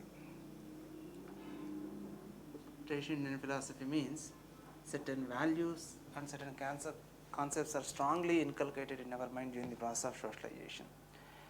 Even though you are well educated, if there are repeated failures in the exam, unconsciously, unknowingly, you may tell to your friends that it is because of my karma. The concept of karma is strongly inculcated in our mind during the process of socialization. The same concept is there even with respect to tribal societies, the most backward people. So we will study the traditional Indian philosophy, Purusharthas, the goals of a human being in the traditional Indian society, Dharma, Artha, Kama and Moksha. Similarly, runas. Everyone knows about runas. We are indebted towards our parents, teachers, guests, towards the gods. What are the runas? How to pay those runas? We will study all those aspects. Similarly, concept of karma, concept of soul, concept of rebirth, we will study. And there is ashrama system. Ideally in the traditional Indian society, the life is divisible into certain stages. Even we also now and then use the terminology brahmachari, brahmacharya. That means the stage before marriage is called brahmacharya stage. Samsari or grihastha after marriage. And if we leave our family, if we keep on moving from one place to another place by teaching the truth of the life to the people, that there is nothing in the life, that is sannyasa stage. People used to call he is a sannyasi. Am I correct or not? Like this, our life is divisible into certain stages. Brahmacharya ashram, grihastha ashram, vanaprastha ashram, sannyasa ashram. Ashram is nothing but stage. Certain concepts we will study. Because these concepts, these values are there even in our minds, even today also. Even in the urban centers in well-educated people. That's why, for the proper understanding of the society, you have to study traditional Indian philosophy. After that, the most important characteristic of present-day society, caste system. Even though you are very well educated,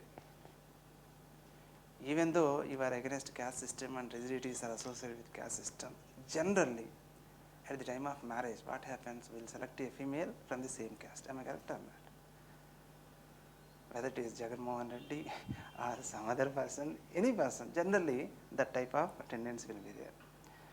Whenever we think about marriage of our children, first the member from our caste will come into our mind. Am I correct or not? After that, some people may follow different rules, but generally that thought will come into our mind. Am I correct or not? That's why here caste is influencing each and every aspect of our life. Even though we may not accept, it is influencing even today also at the time of elections, especially. People cast their votes.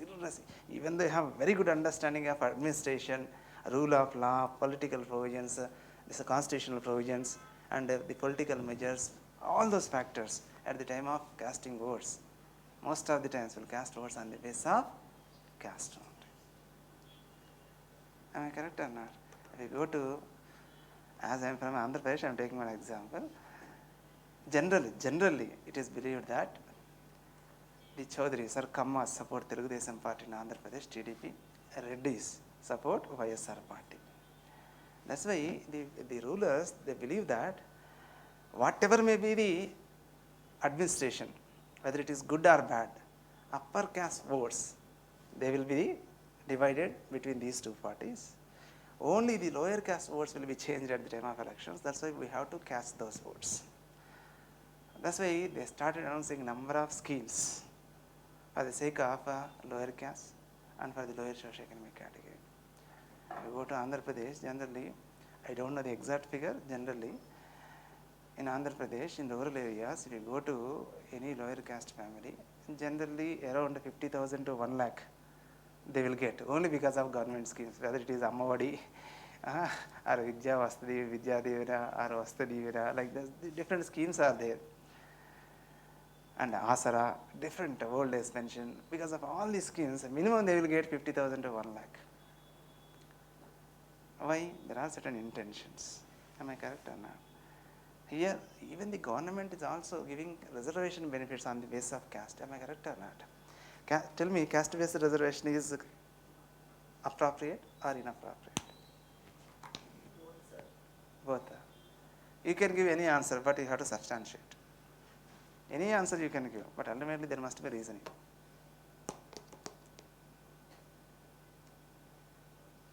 At the time of independence, before independence, caste-based occupations were practiced. Occupational restrictions were there. Caste-based occupations were practiced. Occupational restrictions. The members belonging to a particular caste should not practice the occupations of the upper caste. Like those restrictions were strictly implemented.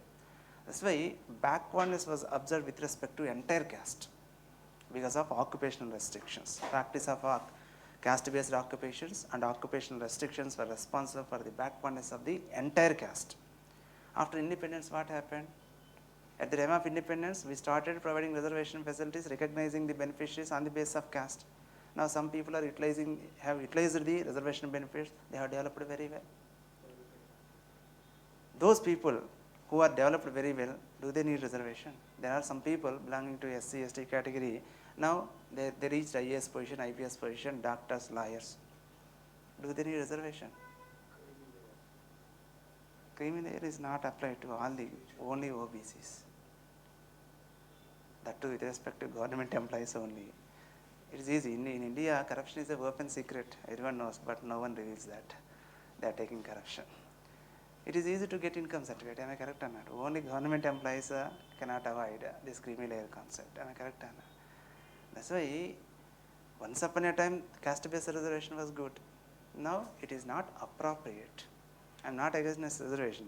Even within a particular caste, some people are well developed because of using of these reservation facilities. That's why this reservation has to be channelized properly. I am not against reservation. I am not against any caste, but channelization is important. Like this, caste-based reservations, many things are based on our caste membership in a particular caste. That's why we are going to study what is meant by caste, what is meant by dominant caste, what is the influence of dominant caste, and what is the future of caste system. Now developments are taking place. What is the future of the caste system? We'll study all those aspects. The role of caste in the politics we'll study. And after that, we'll study the belief system also.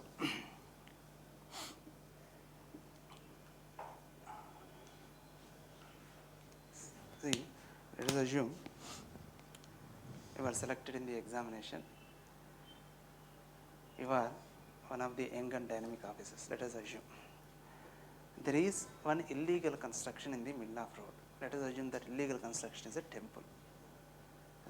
Even though it is an illegal construction, can you demolish that temple directly? Even if there are court orders, can you demolish? Law and order problems will be created. Am I correct? Religious leaders will come. In support of those religious leaders, number of people will come, especially if it is a mass. Again, Hindu-Muslim conflict may arise. Am I correct or not? That's why, even though you have a lot of evidence, even though you have court orders, ultimately the sentiments of the people have to be respected.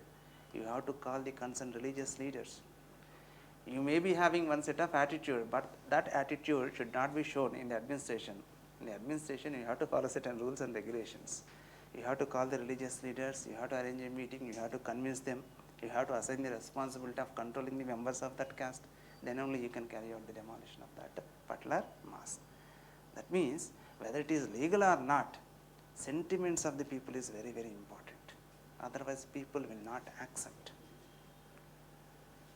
Actually, in Hyderabad also, this construction of metro in the Pata Basti region, there are certain restrictions because of cultural sentiments. And actually, human sacrifice is highly inhuman practice. Am I correct or not? The tribal people practice. Of course, not nowadays, in the olden days. There was one British Governor General, William Bentinck. He banned human sacrifice, any goons, any cones. Then, all the people revolt against this British people. Even though the British army was powerful, they did not care about the strength of the British army. For the tribal people, they have that attitude. They don't like to subordinate to a stronger enemy. Rather than subordinating to a stronger enemy, it is better to die. That is their attitude. Even though it is a welfare measure, without motivating the people, if you want to directly implement that, I am banning human sacrifice because I am the Governor General, then what happened? Ultimately, those people revolted against the British people. Ultimately, what happened?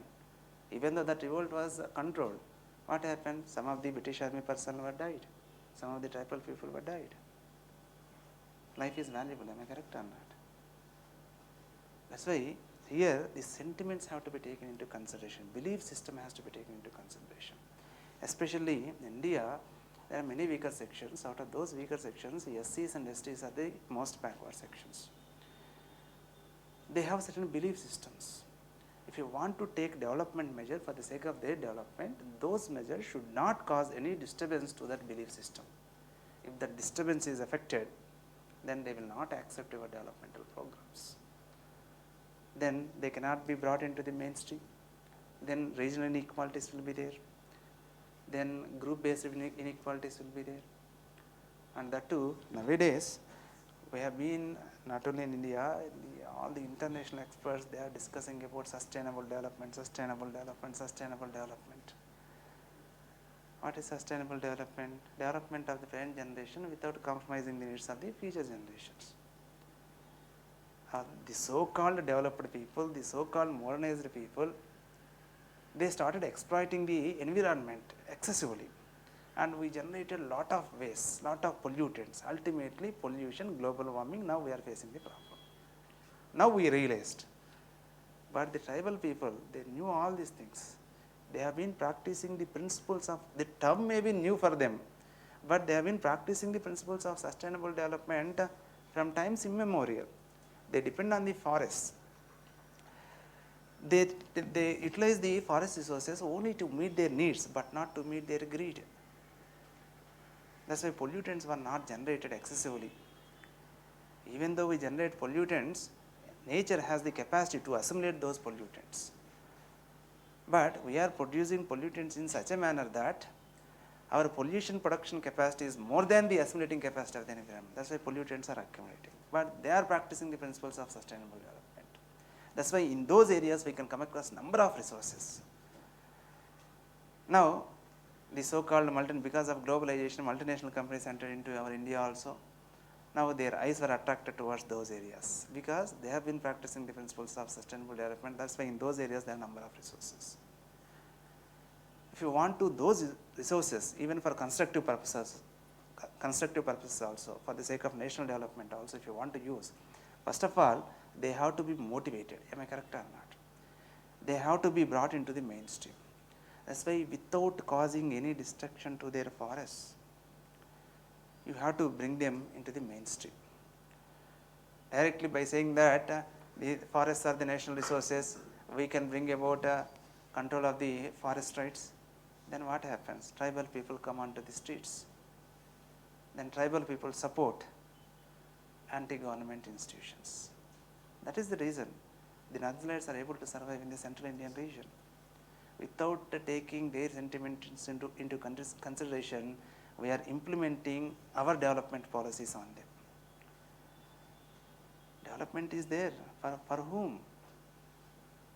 For the sake of educated people, we are bringing about development. Industries are established, they will get employment. What about the tribal people who are uneducated? The fruits of development must reach the lower sections of the society first. Am I correct or not? Now we are bringing about development, but it is not equitable. That's why if you want to bring about development, the sentiments of the people is very, very important. Those belief systems have to be studied in detail. even the well-educated people are also having lot of sentiments. Am I correct or not? Even we also have a lot of sentiments. Even our prime ministers, chief ministers also have a lot of sentiments. Before starting one Mahayaga, they will search for proper muhurta. Before launching one satellite, they will search for proper muhurta. Am I correct or not? The well-educated people also have that belief system. That's why we have to understand that belief system, how we are maintaining balance between our lives, between our academic activities and the religion. Consider me doctor, we believe in the science. Engineers also believe in the science. But by saying that I believe in science, I am not going to start hospital at any point of time whenever I wish. I will approach one Brahmin priest and ask for proper muhurta. Based on that, we will lay foundation stone. Am I correct or not? Similarly, foundation stone for the sake of secretariat or whatever it may be. Am I correct or not? Belief systems have to be studied. That's why here we will study the belief systems. There are two concepts. One is NMS complex. Second one is sacred complex. And after that, we will study the impact of different religions on Indian society, traditional Indian society. That means impact of Buddhism on Indian society, impact of Jainism on Indian society, impact of Islam on Indian society, impact on Christianity on Indian society. They have influenced each and every part of our life. Buddhism, the influence of Buddhism is there in the foreign policy of India. We never encourage violence. We advocate peace. Am I correct or not? Peaceful international relations, religious tolerance. Similarly, many other things. In Hyderabad, many people, not many people, all the people, they know about biryani. Am I correct or not? It is the influence of Islam. Like this, we are going to study the impact of different religions. Forget about fourth chapter. In fifth chapter, we will study the social change. In third chapter, we will study mainly the society and the concepts related to our society. But in fifth chapter, we will study the social change. Social change. Villages we will study. What is the significance of village studies? And what are the relations in the villages, agrarian relations in the villages? Because in villages, agriculture is the mainstay of occupation. So if you study the agrarian relations, automatically you will study the social relations in the village. Now because of globalization, multinational companies, they are establishing industries even in the rural areas also by acquiring the land. Because of industrialization and urbanization, which is the result of globalization, there are certain changes in the social relations in the villages we will study. And even the village settlement patterns also we will study. Village settlement patterns. For your easy understanding, I will take one example. Generally, in a traditional village, because of development, now we are constructing roads, everything, but it's not possible for us to change the houses itself. So houses, house sites, am I correct or not? In the villages, if you go, in every village, there will be three zones. Core area. In the core area, we can come across dominant caste people or upper caste people. Brahmins will be there and other upper caste people will be there. In the peripheral area, generally lower caste will be there. And in middle, this middle caste will be there, ascending caste or developing caste will be there. If you observe carefully the traditional rural settlement, traditional rural, not newly formed villages, generally this core region will be at higher level. This region will be at lower level. Why? Because if there is rain, water flows from this region to this region. That means water touches the houses of the upper caste first, after that lower caste. If water moves in opposite direction, upper caste people won't accept. Yes, these are there. These rules govern the construction of villages in the olden days. That's why if you go to villages, even today also you can come across this pattern. And I will tell you one more example. Now we are living in South India, we will get rainfall mainly because of the southwest monsoon. Now let us assume this is one village. Southwest monsoon is coming in this direction. Am I correct or not? Air touches first this part of the village, after that this part of the village. In the surroundings of the village, there will be small hamlets or small colonies for the sake of so-called untouchables. SC colony, ST colony will be there. Now, in those areas, majority of the times, not in all the cases, majority of the times in the traditional villages, you can come across the SC colonies and ST colonies in this direction, not this direction, where the people get rainfall because of southwest monsoon. Why? Because air first touches this village, after that SC, ST colonies. What about Tamil Nadu? Tamil Nadu gets rainfall because of northeast monsoon. Because of northeast monsoon, winds will flow in this direction. Then SC, ST colonies will be here. See, many people, they do not know all these things. There is a lot of rationality, the so-called rationality at that point of time. Am I correct or not? Okay, I am not going into details. This is sufficient at this point of time. We will study those aspects because in-depth understanding of the society is essential. If you want to become administrator, you must know all these things. After that, we will study minorities.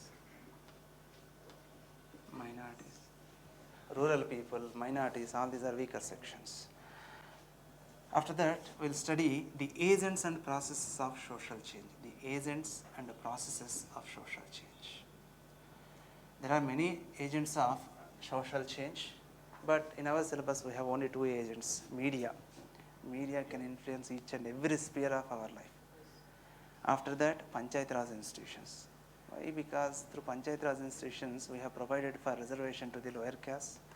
That's why in the villages we observed some changes. That's why from our anthropological perspective those two are important.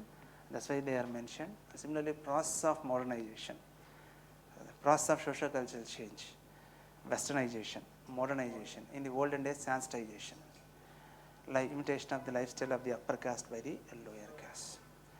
We are going to study those processes. All are so easy, you can easily understand. And at the time of studying the society and different concepts associated with caste system, and at the time of studying social change, we will come across different concepts and the anthropologies who have contributed for those concepts. After studying all those concepts, then we will discuss the growth of anthropology. Growth of anthropology.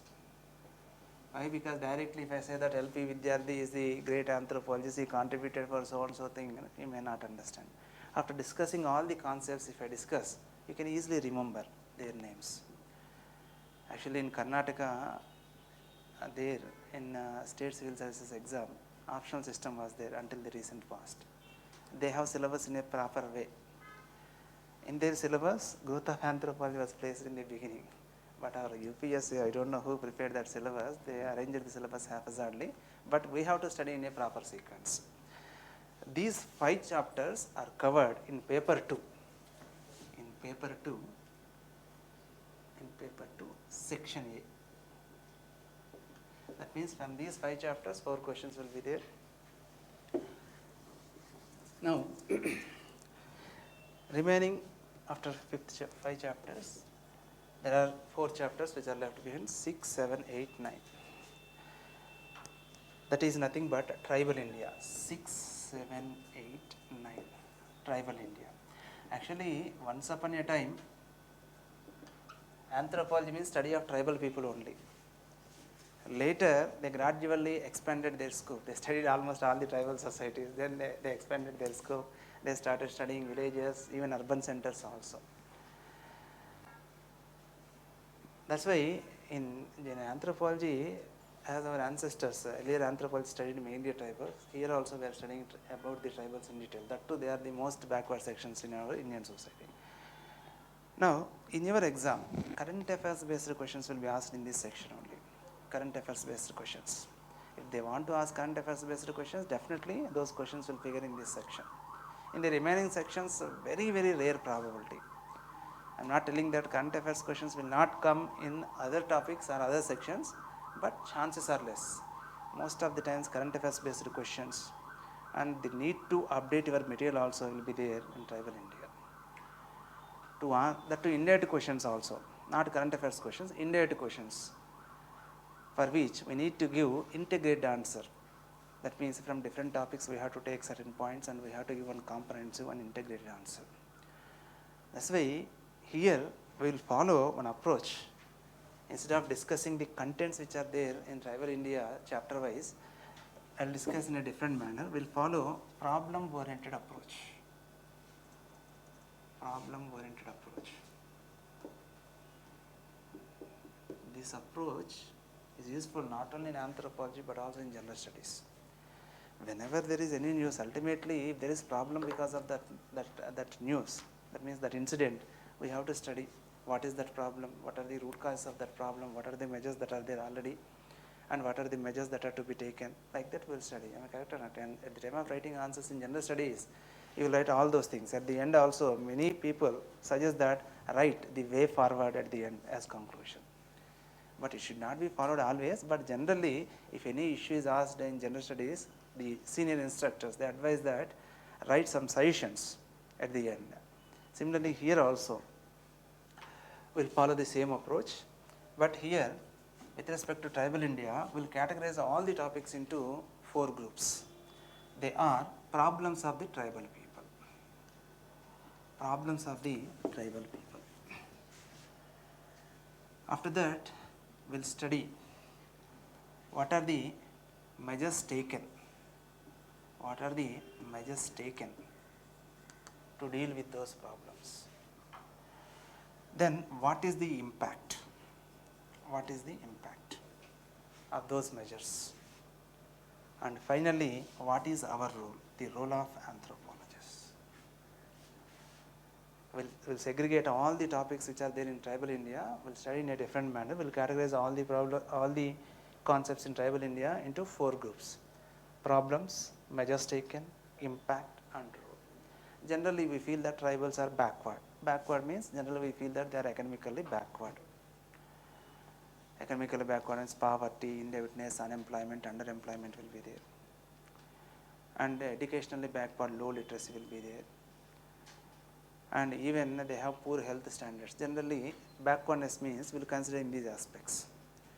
But apart from these problems, in our syllabus they mention specifically certain problems: poverty and indebtedness in tribals, unemployment, underemployment, land alienation, loss of land, then malnutrition, low health standards, and low educational standards or low literacy.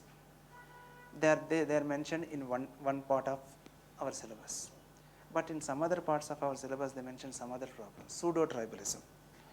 Some non-tribals are claiming ST status in order to enjoy the benefits of reservation.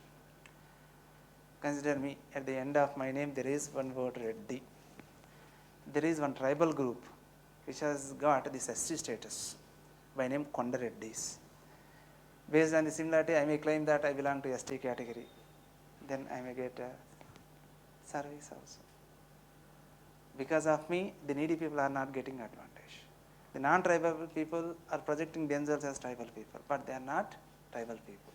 That is called pseudo-tribalism. Pseudo means fake, false. I am not a tribal, but I am claiming the ST status. That is also a problem to the tribal people. Am I correct or not? Similarly, because of our development, by citing development as the reason, we are simply displacing the tribal people from the tribal areas. We are establishing number of industries in the tribal areas. We are causing environmental degradation. We are affecting their resource base, everything. So because of our developmental activities, also certain problems were created to the tribal people, whether it is pseudo-tribalism or displacement, whatever it may be. So we will study all those problems once. After that, we will study what are the measures taken.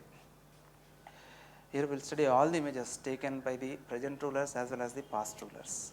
Past rulers means at the time of independence, our constitutional makers incorporated certain provisions in the constitution itself. In between certain rulers, in order to have long-term protection to the tribal people, they enacted laws also. Laws, generally they will be there even after the change of government also, unless the existing government wants to repeal those laws. That's why we are going to study constitutional measures. After that, we are going to study laws, that means statutory measures. After that, we are going to study administrative measures, that means the schemes and programs which are being implemented by the government. Apart from the government, NGOs are also involved in the development of tribals. We will study the role of NGOs also. In the measures, we will study the constitutional measures. We will study the legislative measures or statutory measures. We will study the schemes and programs. We will study the role of NGOs. Here I want to tell you the meaning of one statement, one term, policy. What is meant by policy? Do you know? Huh? Correct, you are correct. Please remember, whenever the government is announcing a policy, it does not have any legal guarantee. Policy is nothing but, even programs also they don't have legal guarantee, but policy is nothing but a statement of the government regarding its future action. This is my policy with respect to anthropology coaching. Then that means I am going to tell you in this manner I am going to train you. Similarly, we have forest policies, 1988 forest policy. According to that policy, we have recognized the rights of tribal people. That was a statement given in the year 1988. Ultimately, to recognize the rights of the tribal people through laws, it took 18 years of time. In 2006, Forest Rights Act was enacted. Where is 1988? Where is 2006? Policy is nothing but a statement of the government with regard to its future action. Based on that statement, in the future our actions will be there. They can be programs, they can be laws, whatever it may be. Even constitutional amendments also. That's why before studying the measures taken, we are going to study the policies of the government also. Forest policies, tribal policies will study. Why? Because the lives of the tribals and forests are interlinked. That's why if there is any policy related to the governance of forests, it is going to affect the tribals. That's why we will study the policies, constitutional measures, legislative measures, schemes and programs, role of NGOs. After that, we will study the impact of all these developmental programs. What is the impact? Is there really any improvement in their standard of living, in their income levels, in their literacy levels, in their health standards or not? Are there regional inequalities? We will study all those things and what are the changes. After studying those changes, even the tribal people, for the sake of development of tribals, we have taken number of measures. Even though we have taken number of measures, some people were benefited, but many people are affected because of our government policies. Displacement of the tribal people. Every day you can come across protesting of people for the sake of their land rights.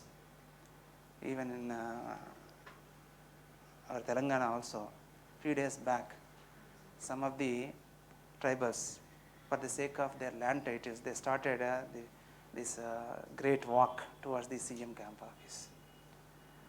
Podu Vyavasayam and their rights. Like that, even today also in many tribal people, they have a lot of discontent because government failed to implement number of constitutional provisions. We are not recognizing the rights of the tribal people. Even though we recognize the rights of the tribal people on the paper, in reality it is not taking place. Recognizing their rights on paper is different. If you enact a law in the parliament, if you do not implement, what is the use? Cigarette smoking is banned in public places, is prohibited in public places. If that is just a paper, am I correct or not? In public places all are smoking. If someone is smoking, are you going to fight with him? Simply you are moving from that place to some other place. Am I correct or not? Who has to implement? Of course, we have a role. It is our duty, fundamental duty. Of course, we are not following it. Even the implementing agencies, they are also not serious about the implementation. That's why, even though there is legal recognition, ultimately they have to be implemented properly. But the government failed to implement many welfare measures taken for the sake of development of tribal people. That's why they developed a lot of discontent.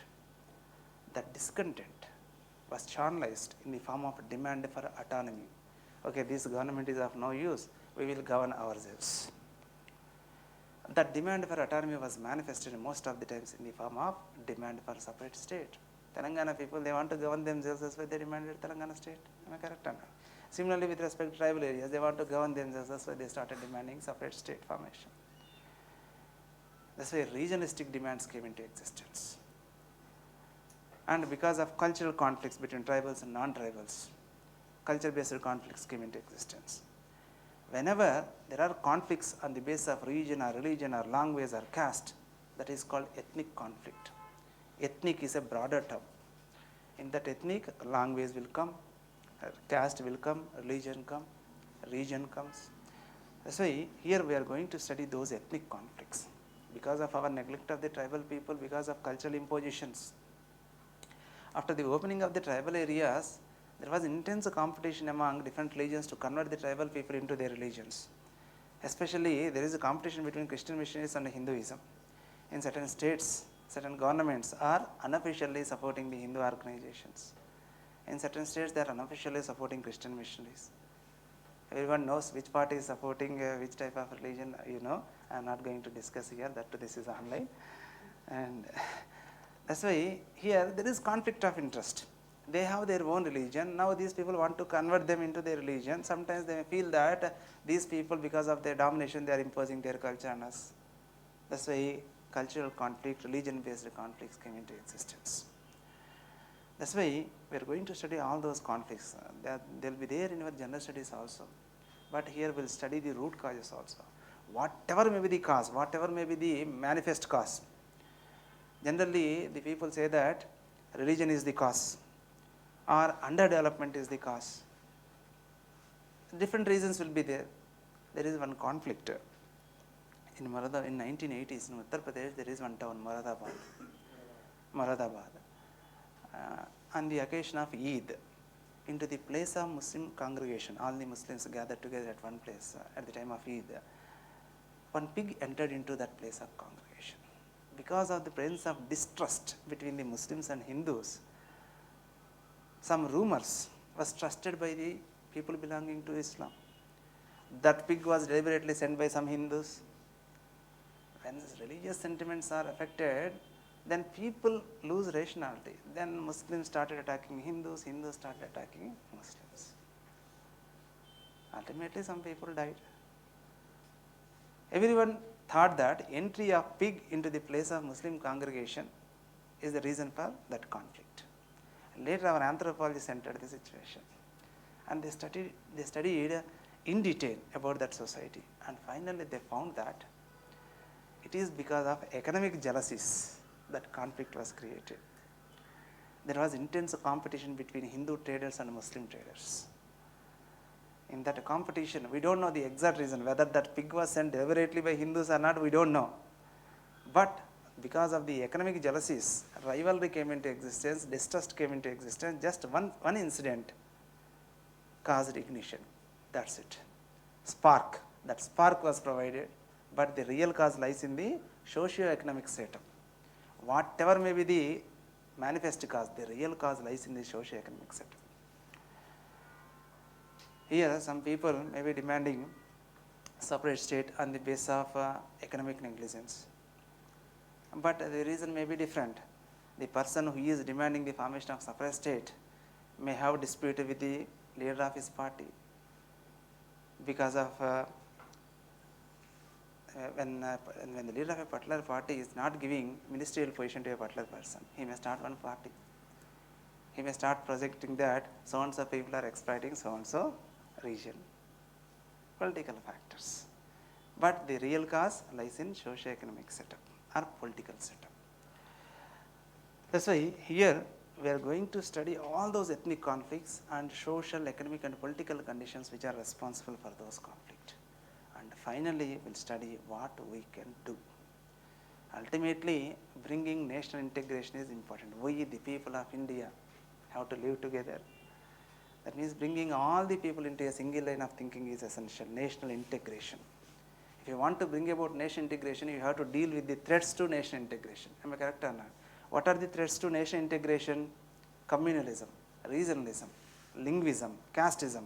Because of these concepts, people are not uniting. They started feeling that they have difference of opinions. Their interests are different and others' interests are different. That's why if such feelings are there, how is it possible for us to bring all the people into a single line of thinking? That is the mainstream society. It's not possible. Then nation integration cannot be brought about.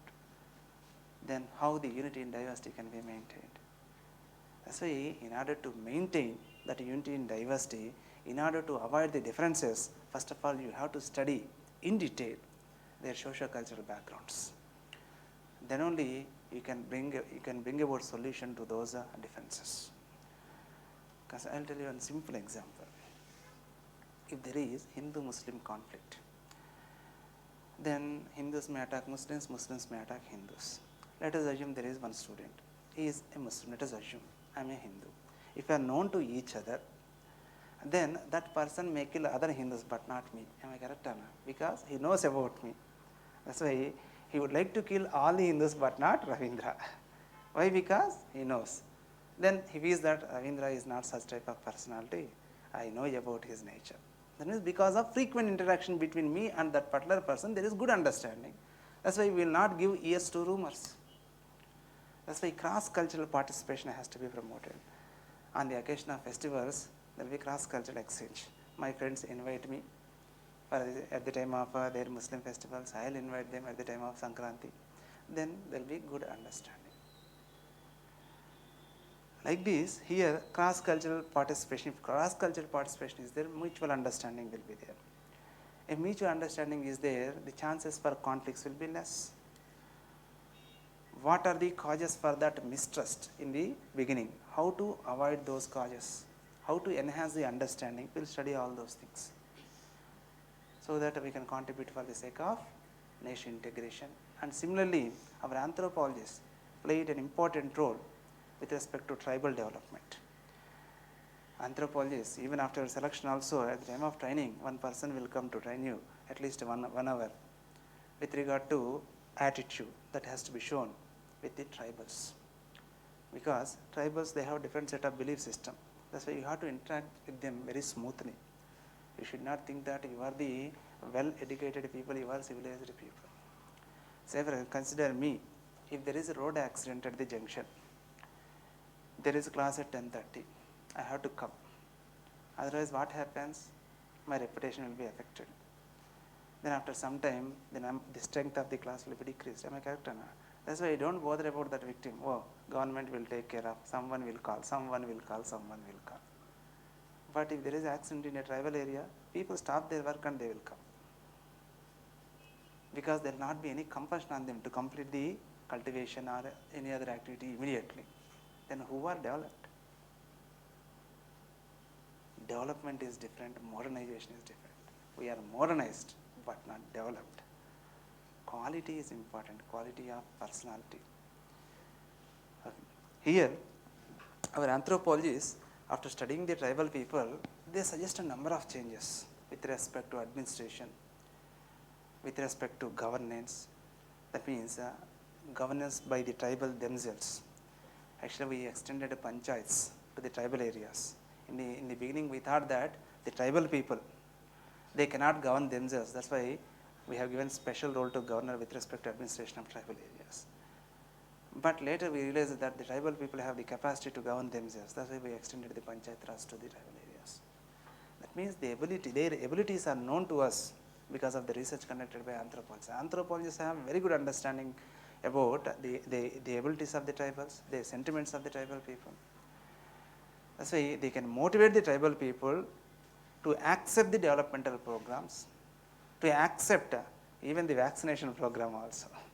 Generally, if you want to carry out vaccination, they don't trust the personnel of health department because they believe that these people are conducting some experiments. Definitely, whenever one vaccine is given and the next day there will be fever, 99%. If there is fever, that indicates our body is responding well. But those people will not feel like that. These people has done something, that's why my child got fever. Sometimes now and then adverse reactions will be there. Because of adverse reactions, they may die also. That too, because of malnutrition, the chance of death is high in the tribal people. And at the same time, because of their location, even if there are side effects, by the time they reach the hospital from the remote areas, sometimes they may die. That's why the tribal people, they won't trust the people of the line departments. Line departments means government departments. But the anthropologists, they have credibility among the tribal people. They can motivate the tribal people to accept the vaccination process. Similarly, many other programs we will discuss in detail later. Like this, anthropologists contributed for the development of tribals. All these tribal problems or tribal related issues will be covered in section B. Section B of paper 2. Now, for your success in the examination, previous time I discussed question paper. ultimately you have to write answers to 5 questions in each paper, but ultimately you are going to write 3 questions from one section, 2 questions from one section. Am I correct or not? That's why here in paper 1, section A,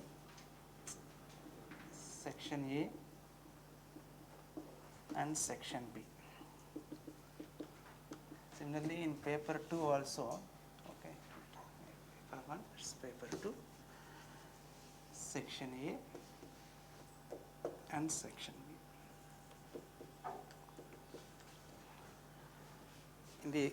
In first paper, you have to select questions. Selection is very, very important in the examination hall. You have to select questions. Generally, this is a general rule. Sometimes exceptions can be there. You have to select 3 questions from section B. General rule.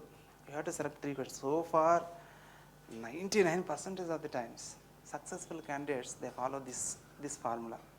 3 questions from physical anthropology in section A. Why? Because in physical anthropology, that human factor can be avoided, and you can get maximum marks. If your concept is correct, they have to allot the marks.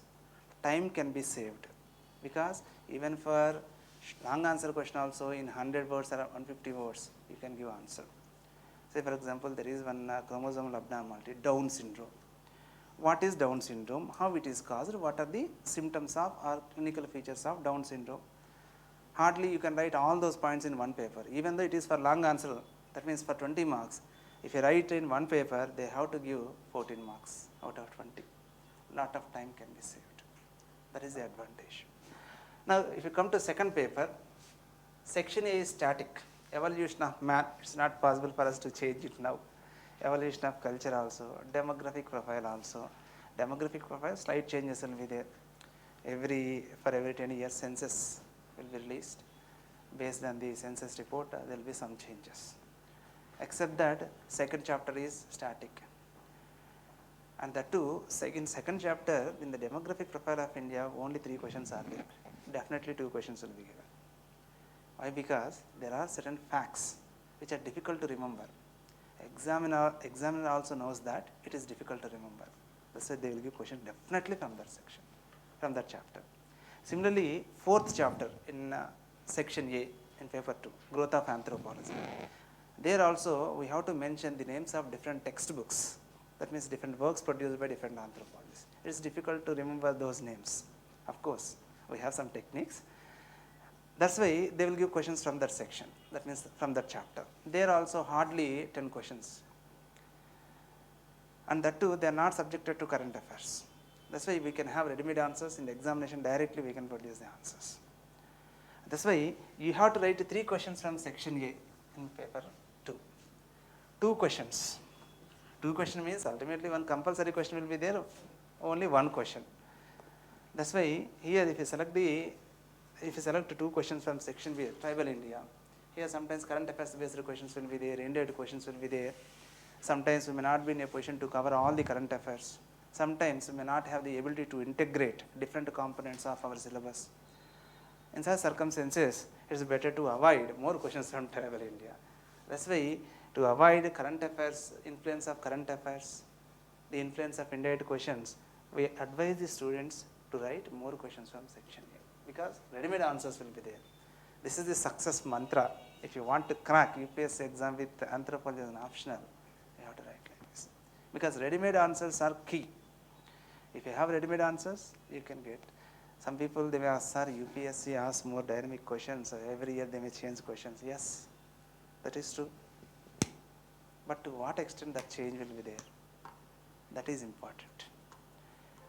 Here, the chances for current affairs based questions are very, very less. Indirect questions are very, very less. Most of the times, direct questions will be there. That is, simple questions will be there. If you want to get rank, you have to follow this principle. 3 questions from physical anthropology in first paper, 3 questions from Indian society, that too, British Indian society and social change. That means section A in paper 2. Okay. And as far as my classes are concerned, we'll start with the paper 2 first. Why? Because we are Indians. We know about many concepts. unknowingly, unconsciously we know. Dharma, Artha, Kama, Moksha, everyone knows. If I explain it, you can easily understand. Then your knowledge level will be increased. With that knowledge background, if I discuss the contents of paper 1, you can easily understand. Without any knowledge, if you want to understand this, you may face some difficulty. Here, you can easily understand the concepts which are there in Indian society. With that knowledge, you can easily understand paper 1 also. This is about anthropology orientation. If you have any doubt, you can ask. But my sincere suggestion is, I am not going to motivate you to take anthropology optional. At present, anthropology is a popular optional, and it is easy to learn. Less syllabus is there, direct questions are there. This is my sincere suggestion. If you want to crack the exam within 1 year, you can take it. And that too, you have to trust us. Coaching is required. Don't think that coaching is not required. You may feel that, okay, the fees may be 30,000, 40,000, 50,000, whatever it may be. Let us imagine a situation. If the cracking of exam is delayed for about 1 year, what is the value of your 1 year salary? Of course, I am not considering bribes. Some people may select this occupation or select civil services for the sake of providing good services to the people. Some people are for the sake of money, some people are for the sake of status, whatever it may be. Just legally, genuinely speaking, what is the value of your salary for 1 year? That's why, and apart from that, service benefits, number of service benefits will be there. Time is so valuable. We have committed all these mistakes. These things will not be there in any textbook. You have to trust the seniors, and that too, super seniors or most seniors like us. Understood? This is my sincere suggestion. I am not trying to motivate you. I am not trying to convert you into admissions. This is my sincere suggestion. Many people recently in the test is one student. She approached me just 2 weeks back. She prepared herself. She cleared the prelims examination in the first attempt itself. She approached me and she had shown her material, that means her notes. She told me that, sir, I prepared myself. This is my notes, and go through my notes and tell me your feedback. Then I faced difficulty in giving feedback because that notes was not good. Then I gave her one session. We are conducting some rapid explanation sessions, come and listen. Then she started recording each and every point. From the point of your perception, you may feel that your answers are good. But whenever it is judged by some external source or external authority, then you will come to know where you are. That's why don't do those mistakes. This is my sincere suggestion. Okay. If you have doubts, you can ask. And some doctors are there, they are in confusion. I don't know whether they are here or not. Please remember, medical science, they have some doctors, they have confusion whether to take medical science as an optional or anthropology as an optional. You can take doctors, this is specifically for the sake of doctors, you can take anthropology blindly. Why? Because it is not equal to your physiology syllabus. In medical science, there are 13 subjects. And the time allocated by you to learn physiology subject is sufficient to acquire mastery over anthropology. That's why you don't waste your time. Okay. That too, there are many people who are writing exam with the medical science as an optional. In the medical, those people who are writing UPSC with medical science as an optional are nothing but doctors. There are many doctors who studied their medicine in AIMS or in Institute of Medical Science, JIPMER. It's not possible for you to compete with those people because their standards are different. I am not decreasing the status of any medical college, but because of exposure, there more number of patients will be there, that's why more experience will be there, that's why more knowledge will be there. That's why you have to compete with those people. That's why I don't advise the doctors who want to take medical science unless they are from AIMS or JIPMER. It is better to take anthropology as an option. Why? Because for the doctors it is so easy. Why? Because second paper is nothing but general studies. In first paper, physical anthropology will be easy for doctors, it's a cakewalk for them. But here one point that has to be remembered is doctors should not have overconfidence, and they should not give whatever the information that have to the examiner. Generally, because of friends of more information in the examination, they face difficulty. They will give more answer to a particular question. That's why for short answer question they will give lot of explanation. Ultimately, time will not be sufficient. Few years back, a team of 8 members, they approached me to write test series. In that team, there are nearly 5 members who are doctors, and 3 members they are from non-medical background. But ultimately, the person from non-medical background cleared the exam because he has very good awareness. These are my limitations. That's why there was some sort of alertness also. I am from non-medical background. There are doctors. That's why I have to prepare well. That's why they prepared by drawing certain boundaries. They prepared well. They had certain fixed points, and they cracked the exam.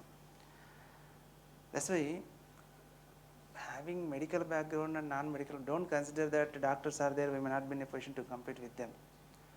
Many doctors, they commit mistakes because of overconfidence. And at the same time, it is not difficult for engineers also because 10th class knowledge is sufficient. But if I am giving this advice to doctors to not to have overconfidence and to not to take medical science as an option. You can take any subject, don't take medical science. Okay. There are some doctors, I don't know who are those people. Okay. If there are doubts, you can ask. No doubts? Tell me. Sir, in examination, you have write case studies for every question. No. Relevance is important. Relevance is important. Depending upon the demand of the question. Say for example, impact of industrialization on the tribes, the popular question. If there are recent examples, you can cite. Otherwise, not necessary. Say for example, until previously we have discussed dominant caste. Dominant caste. Dominant caste can be directly asked for 10 marks. That means we have to write something about dominant caste. We have to explain that concept first for 10 marks question. But if it is asked as long answer question, explain the influence of dominant caste. Explain the influence of dominant caste. If you want to explain case study, it will take 70 to 80 words. What about the main content? First, content is important. Examples have to be used only to substantiate the content. Here there is word limitation. In 10 marks question, we have to concentrate on the concept. In long answer question, in order to give more explanation, in order to give an impression to the examiner that we have in-depth understanding with recent examples, we have awareness regarding the incidents which are taking place in different corners of the country, we have to give case studies. See, here is a specific question. Here they are asking very clearly influence of dominant caste. They are specifying. Here nothing is specified, just they mention one concept. Then we have to write what is dominant caste, who introduced this concept, what is the influence of dominant caste, what is the significance of dominant caste. Briefly, all the components have to be covered. But here specifically the influence of dominant caste. Only that has to be covered. Then that particular component has to be explained elaborately. Then you have to take the help of case studies. Okay. Then So what about test series? which test series? Weekly and daily. Not weekly or daily. It is based on topics. Say for example, if caste system 3.1 traditional Indian philosophy. If that topic is over, after the completion of the topic, we will conduct exam. Okay. Definitely. Evaluation will be done by me only, not by the assistants or some other people. Because if I carry out evaluation, then only I can give you feedback. Am I correct? But you have to maintain this zeal throughout the coaching period. Many students, in the span of 13 years, we have observed many students asking the same questions. But they will write 1 or 2 tests only. But maintain that tempo throughout the preparation or throughout the coaching, so that by the time of completion of 4 months, you can leave as a learned person. My intention is also the same. Many students, they feel that, okay, let us listen the optional first. After that, we will concentrate on it, we will learn it, we will write it. But don't have that attitude. Simultaneously, both the things have to be completed. Listening and learning, both. Don't think that, okay, we have listened and we understood it very well, we can learn it at a later point of time. If you clear prelims examination, let us see, we have 4 attempts, 6 attempts, 7 attempts, don't think like that. Okay, you must leave the coaching center as a learned person. Okay, if you do not write the exam, we can't. You are not kids to encourage you every day. Am I correct or not? That motive should come from within. That motivation to learn anthropology, to command anthropology, should come from within perspective. Every time it is not possible for us to push you. Well, some people may feel that, okay, I am the student of Ravindra Sir, okay, I listen the classes, next year I will take the guidance of Ravindra Sir. Next year another batch will be there, I will be busy with that batch. Am I correct or not? That's why next year I may not be in a position to concentrate sometimes. That's why during the coaching period itself, it's better to learn and it's better to clear all the doubts, it's better to acquire mastery of the subject. Don't postpone learning. Apart from listening, learning should also be there. Okay. We will conduct tests regularly.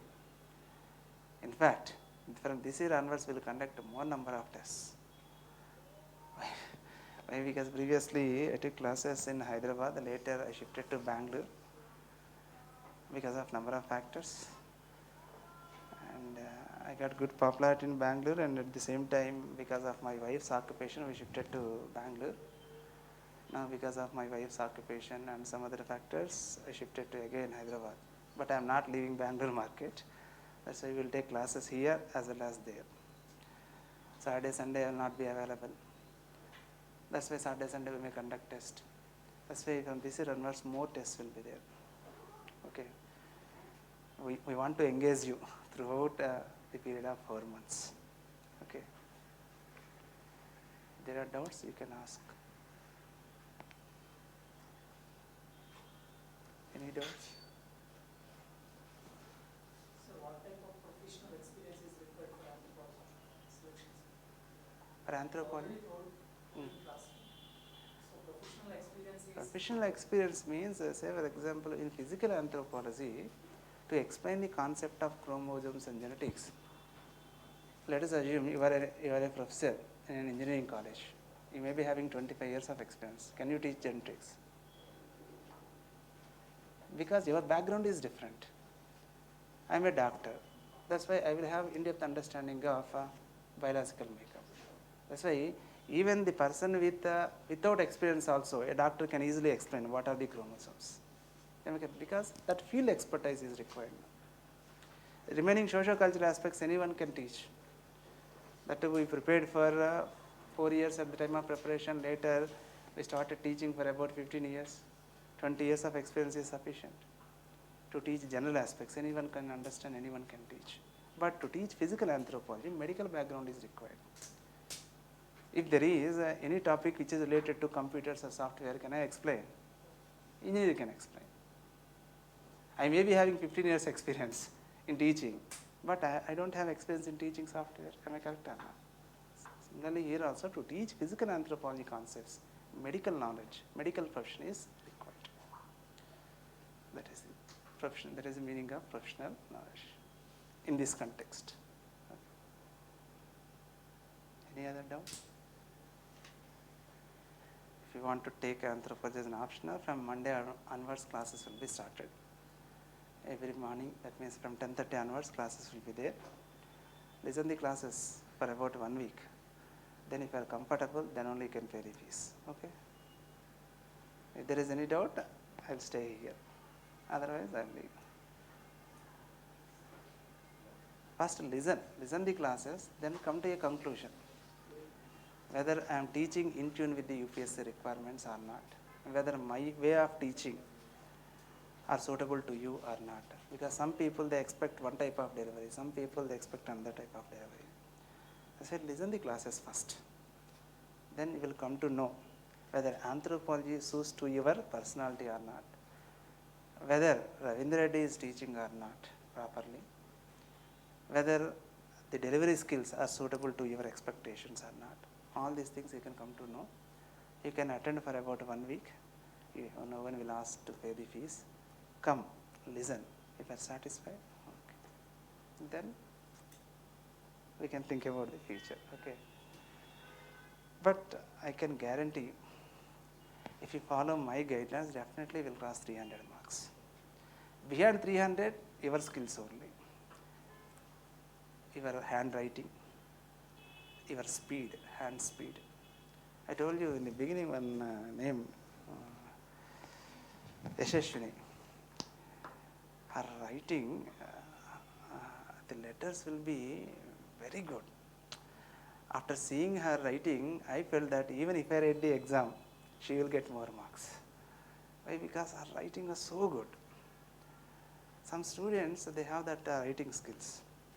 That's why writing skills, they are also important. It depends. Based on those skills, your ability will be changed, whether to cross 300, 350, 330.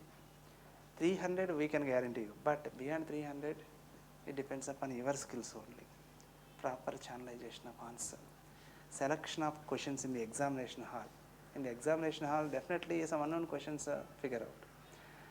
Then you may develop some apprehension or some anxiety in the examination hall. At that point of time, how you are selecting the questions, that is very, very important. That's why examination conditions, your writing skills also influence those additional 30 marks. There is one person, Manjunath. He got rank only because of anthropology. He got around 500, in between 500 to 600 he got rank. But in anthropology he got 320. Only because of 320 marks in anthropology he got service. If he got, let us assume, he got only 280 or 270, he would not be in that service. That's why here those skills are very, very important. Writing skills. Beyond 300, it depends upon you only, how you are channelizing your answer.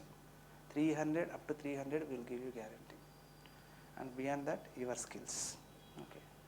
If someone is telling that we will guarantee 350, like that, it is not trustworthy. I am directly telling. 300, it depends upon us. Beyond 300, it depends upon you only. Okay. Don't think that if you take anthropology is a popular option. If you take anthropology as an optional, we will get rank. First of all, you have to study, you have to acquire mastery.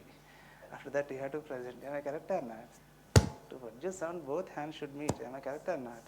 One hand is Ravindra's hand, another hand is your hand. You have to work. Not only faculty. Don't ask, sir, what are your achievements? What is the best rank? Actually, my achievements will be decided by the achievements of general studies. Am I correct or not? How? If you want to write mains exam, first of all, you have to clear prelims exam. Am I correct or not? If you are not good at general studies, how is it possible for you to write a mains examination? If you write mains examination, then only you will come to know about my quality. Am I correct or not? My contribution. Like that. That's why first you have to work.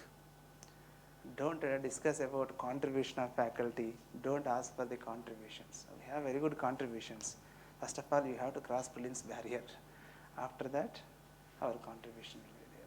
With respect to optionals, okay. But you have to work hard. Even though many people are getting ranks because of anthropology optional, it doesn't mean that just opting anthropology is not going to get the rank. You have to work hard. Okay. First, it is my role to explain the subject and to train you in all the possible directions. After that, it is your responsibility to study and to have the imprint of entire content in your brain. Some people, they used to say that I have that material, this material.